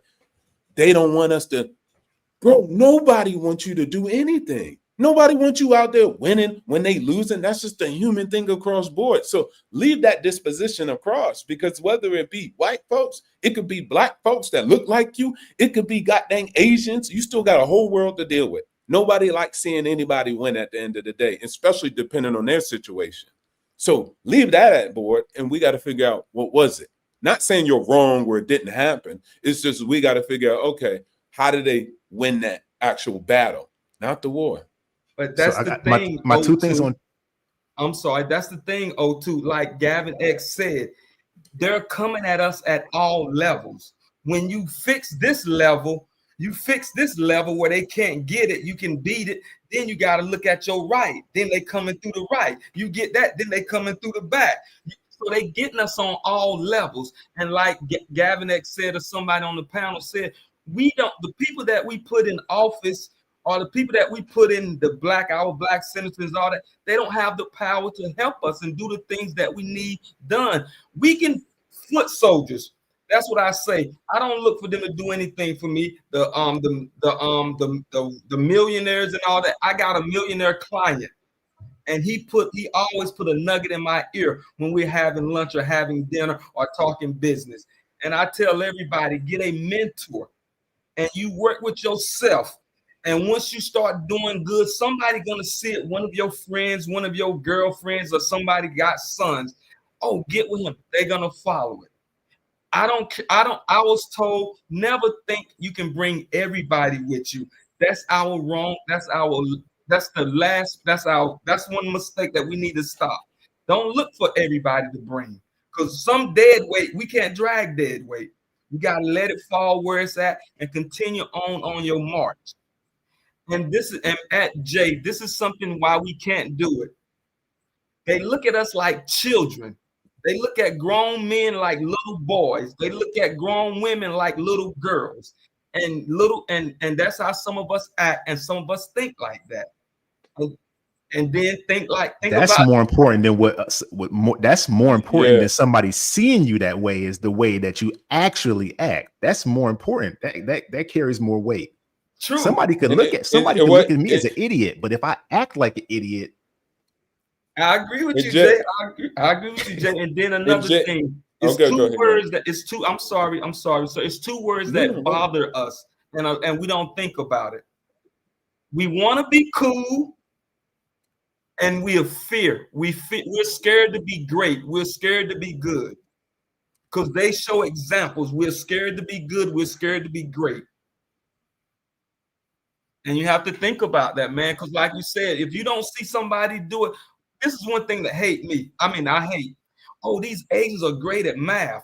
Man, I had a great math teacher, and his son was like, woo. He was, numbers like in the head, and he just numbers in the sky. But we want to give that credit to other people because that's what they spoon-fed us. They spoon-fed us that. Oh, you only this, you only that. I talked to a Caucasian guy. He said, your people are not good at math. I said, why would you say that when we created math? He said, y'all good at sports. So that's what he knew, and he threw that out there because he knew that's what people wanted to hear. Because a lot of us don't want to put forth that effort. I'd say math was never created, it was just realized. and that's true, but nobody realized it better than we did. And there you go. I give you that one. These things are true. And so I love what you're saying, Brother Kwame. Like, these things are empowering. That's the only reason why I like to reach back into the past for stuff like that, knowing our origins, knowing the great scientists, astrologers, inventors that we had, not to look back and say, oh, look how they use systematic racism and obstacles to defeat them. No, draw from that power, draw from that brilliance, draw from that genius. Excellent. If George Washington Carver and all these folks could do it, and they had to sacrifice out there in the daggone cotton fields, George Washington Carver was coming up with stuff in the cotton field. If he can do it, I don't have any room to complain about anything. Being a crack baby, being a fatherless child, it don't matter. I cannot complain. I would not pick that struggle. I'm grateful for this struggle. Mm-hmm. We invented bunk bed hibachi. I mean, how can you? Yeah. You can't hold us back. Can I just say two things about that? One, real quick, because we getting final thoughts. I got to get Brother George, Glaze Galaxy. What you got, George? I'll get you last, Jay. Oh, let me collect. I need to collect my thoughts. It was a lot that was said. Okay, Postman, what you got, Postman? Final thoughts here. My final thoughts, Gav. When I came into the chat, somebody gifted me a membership to the channel. Thank you, first off. Second, I don't think it was noticed, and I ain't gonna get no plug, but I did pay it forward. I gifted somebody else one because somebody did the same for me, so I appreciate you, brothers. Other than that, everybody done tapped on everything I want to say, man. I appreciate y'all for letting me hang out with you today. Appreciate you coming, always, brother. Don't be a stranger, man. What you got, Glaze Galaxy? Yeah, thanks for having me up. It's a pleasure. It's late here, but it's worth the sacrifice. It's always good having you, brother. Yeah, I think our environment doesn't define us, but it does impact us. So I think it's we oversimplify it if we say that the fact that there's no father in the home, or we're in poverty, we see the community, so many people going to jail. I think all of those things, they do have a big impact on the people. And not everybody is going to have the minerals to make it. So I think the most important thing we have to do is change the mindset. Jay Prince, his mindset is completely rubbish, and that's why he has the results that he has. So somebody in the panel, I think it was Mr. Fantastic, he said that we have a ceiling, and I don't agree with that either. We don't have a ceiling. We can be great, and we can do whatever we put our mind to. So, and that's what we should be teaching our children. My sons are never going to hear from me that they have a ceiling. Amen, brother. Amen to that. Yeah, I like that part. So, what you got, George? You collect yet? George, Yeah, George, I'm you look just like collecting. Little Scrappy, by the way. Every time I look at you, look just like Little Scrappy. Yeah. That's the first time I got that. I usually get Ice Cube. That's the first time I got a little Scrappy. I swear, I got Cube for the longest. But go ahead, brother. Sorry. Man. So with all that being said, who is offering mentorship? Like, that's all I want to know, because I've been searching forever for a group to build with, and all I hear is just talk. Like, nobody's saying, you know what, here's the contact. Let's work on what you need help with. How can I, like, so, and I've been East Coast to West Coast. I haven't served or nothing, but just traveling, working, just discovering myself. Nobody wants to take time to sit down with somebody and be like, this is what I know. How old are you, brother George? 37. 37. Okay. Close, same age. Oh man. Okay. You definitely look younger. That's a good thing. But okay. Shoot. I know I found all my mentors through sports, whether it was guidance counselor in school, mostly coaches. Yeah, it all revolved around sports for the most part. That's where I found all my mentors.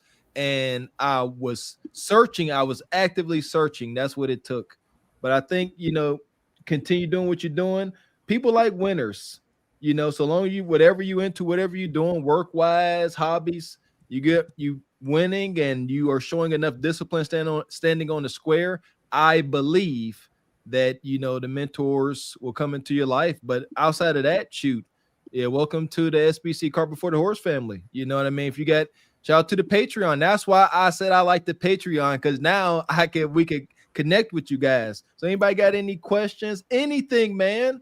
Like, hit the Patreon. Hey, Mr. Walker, I'm going to answer immediately. It's so fast, y'all think it's an auto response. But, yeah, we have to start walking it like we talking to, brother. So if we can be George, if we can be of any assistance, brother, just a text, phone call away, whatever you want. That's why I get on G Honda. I gave him my cell phone number. He never used it. That's why I will continue to stomp him out. And I would say this, for most of these people out here, it starts at home. You got to get back to the nuclear family. That's just the bottom line. Whether people like it or not, put a condom on, Bonquisha, get on birth control, do whatever the hell y'all got to do. Quit having bastard kids, because that's why things are all foobar. Because y'all talk about being mentors and stuff. It's be a mentor, but if you guys send this kid back into the ghetto, it's counterproductive. I mean, it really is, because you ain't gonna change. It's too hard to change the mind state when you send them home and they trying to figure out what's for dinner, and they hear their mom arguing with some ninja, and it's just too much. Thanks. Well, that's why I would say shout outs to the X for boys. Like, we talk about the Umars, but we don't talk about young King Ronald, who's out there building a good school. He's schooling boys, he boards them, and they don't have to return back home to that nonsense. But I'll say something also for my closing statement, which is, I lean on that, turning that environment into a product. Because so many people have told me, yes, well, you do have to deal with this single mom. Yes, I know that is so, but I know that it's all about perspective. There's people who got 2-parent households and a dad that's financially illiterate, but they're like, screw you, dad. Don't tell me what to do. I want to live my life on my own terms. I don't want to go to college. I want to backpack in Thailand. And then they go bugger off and do nonsense like that. So even having parents spoon food you the information, you still have free will. And I also say, even if they listen, they never would be a beast like me. They don't know what it's like to go to the fridge and have nothing to eat. They don't know what it's like to try to go to their friend's house so they could just have something to eat. They don't know nothing about that struggle. So that makes me a formidable beast in any climate and endeavor against somebody who had everything spoon-fed to them, where their parents just gave it to them. Most parents don't want their kids to go through what they had to go through. So most kids don't have the heart and the determination and the desire that I have. I say, closing out on that. Real quick, do you want your kids to go through what you went through? Heck yeah, they going through the trials and tribulations. It's the man that made me who I am today. Yeah, I'm not mad at my struggle. I love my struggle. I see this. I don't know what you've been through. I don't know your it'll be controlled, but not to the extent, because some things in life ain't controllable. One guy said, watch this. His son, he used to go to his son and just push him over. The wife would be like, what you doing? Why you pushing your son over like that? He's like, that's life. Life just pushes you over. You gotta get up that's and small learn from size it. though, but we talk about extreme stuff. Some kids is growing up in crack houses around gunshots. Extreme. I'm a whole different beast. Like I said, Now, okay, cool. Listen, I'll say this, brother. I respect it, but I would not want my son. I hear you. I'm raising a son right now. I would not want my son to go through anything I went through growing up. Any of it. Okay, I got you. Now I hear you. All right. So what I'm going to go from that is say we'll agree to disagree on that. But again, the way you command your children is completely fine. It's not like you're not putting them through nothing, right? Just giving them everything, right? So that's entirely different. That I would say that's the extreme. Now, what I would end out is say this. Look, I know we were talking about everything being complex, right? Oh man, you figure this out and then you got to do this. Look, I used to just be a combat veteran. So when I just went to war, I went down war, I did what I did. But it wasn't until I got my top secret security clearance, and then I actually went overseas and abroad and was practicing in clandestine operations, that I learned the world is massively complex. War comes from every angle that you would not even believe, right? You signing up to the Peace Corps thinking you're trying to help the world. But little do you know, the government is actually sending you overseas to infiltrate rural areas, to gather intelligence and send reports back to Washington. But you think you there to teach them English, right?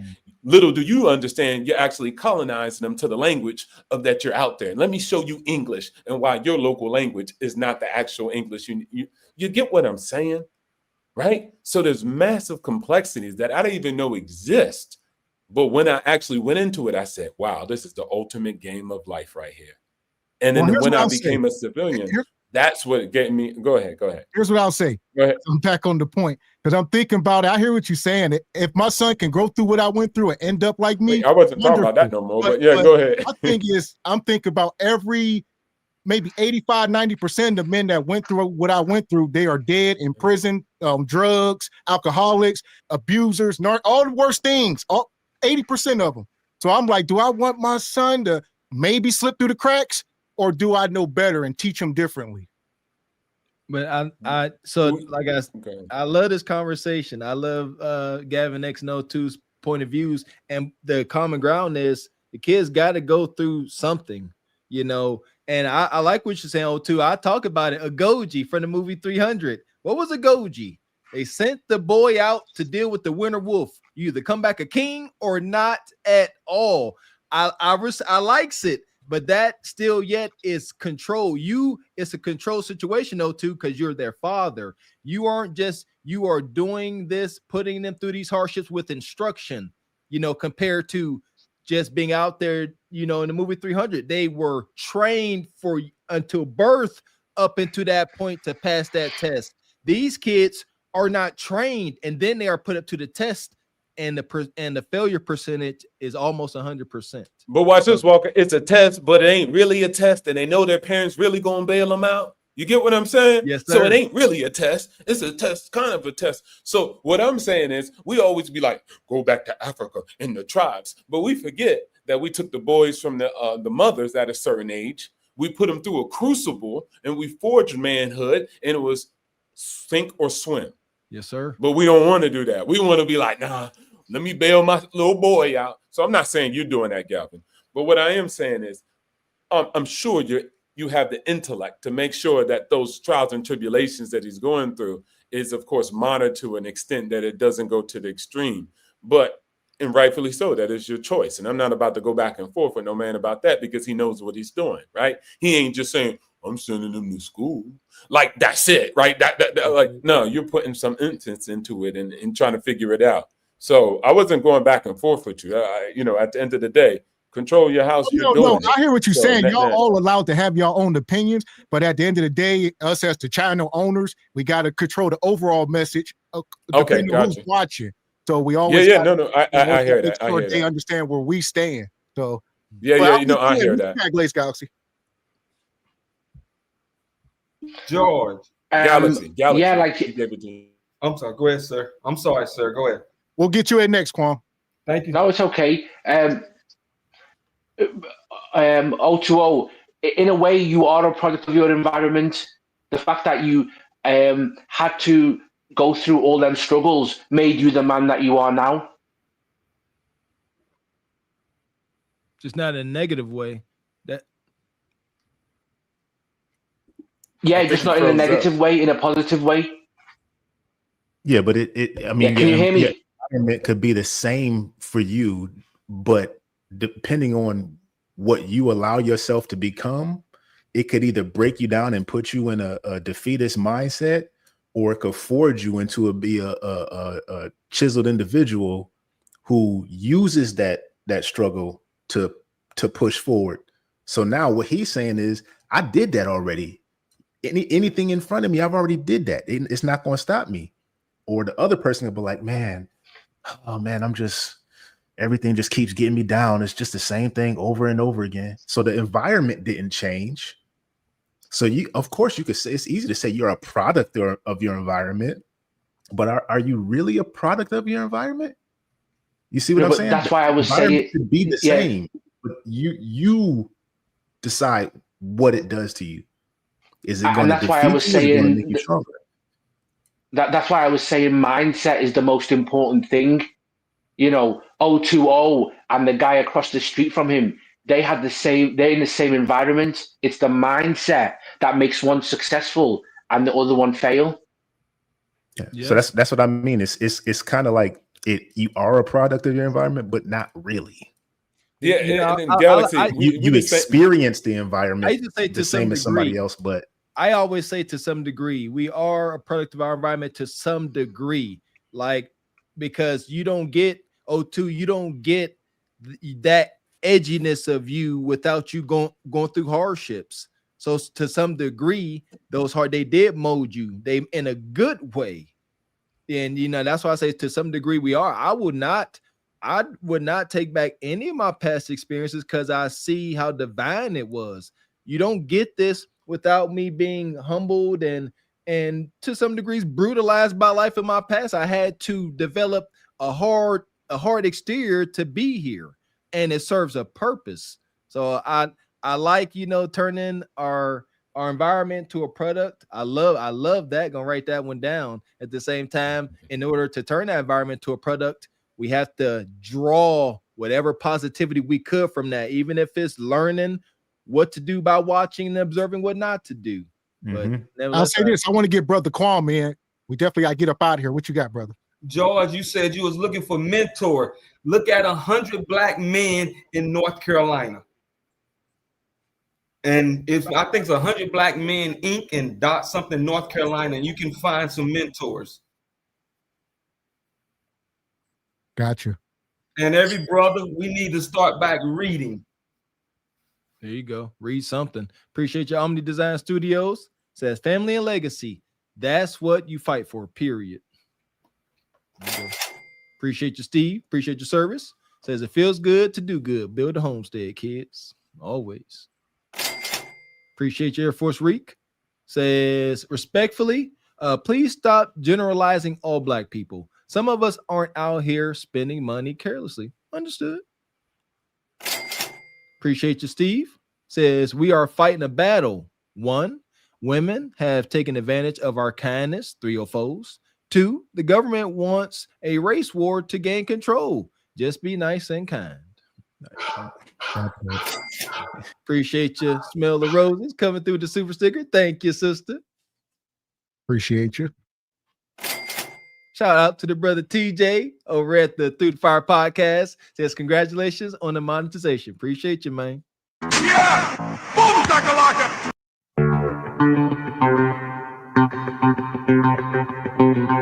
We appreciate you, Mr. Incredible, coming up, joining the panel. Says, gotta go, gotta get up early. Thank you for opening the platform. I enjoyed the conversation. Y'all got my mind going. Keep up the great work, brothers. Good night. Man, I'm telling you, racing. Shout out, Mr. Incredible. We appreciate you, brother. And also, shout out to Raquel. She dropped $10 in the Cash App. She says, salute to Truth Over Lies. Shout out to the Rosebuds and Rose Thorns. Appreciate you. Shout out to Omni Design Studios, one of the show sponsors. Says capitalism can only exist if you have poverty in place. That's why only the top 1% are the little hats. Wake up, people. Learn how to play this rigged game. I concur. That's it, because you ain't going to change the rules. You might make them work for you, but you still going to be playing the game.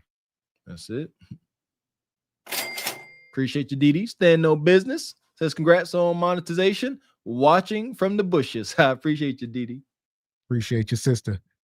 Shout out to the brother EV Ray. Wish we could add you up, brother. Says Blaze Galaxy Yam Council is down this session. We leaving now. You late, brother EV? So here we go. We appreciate you brothers coming up today. Hopefully we see y'all on the next episode.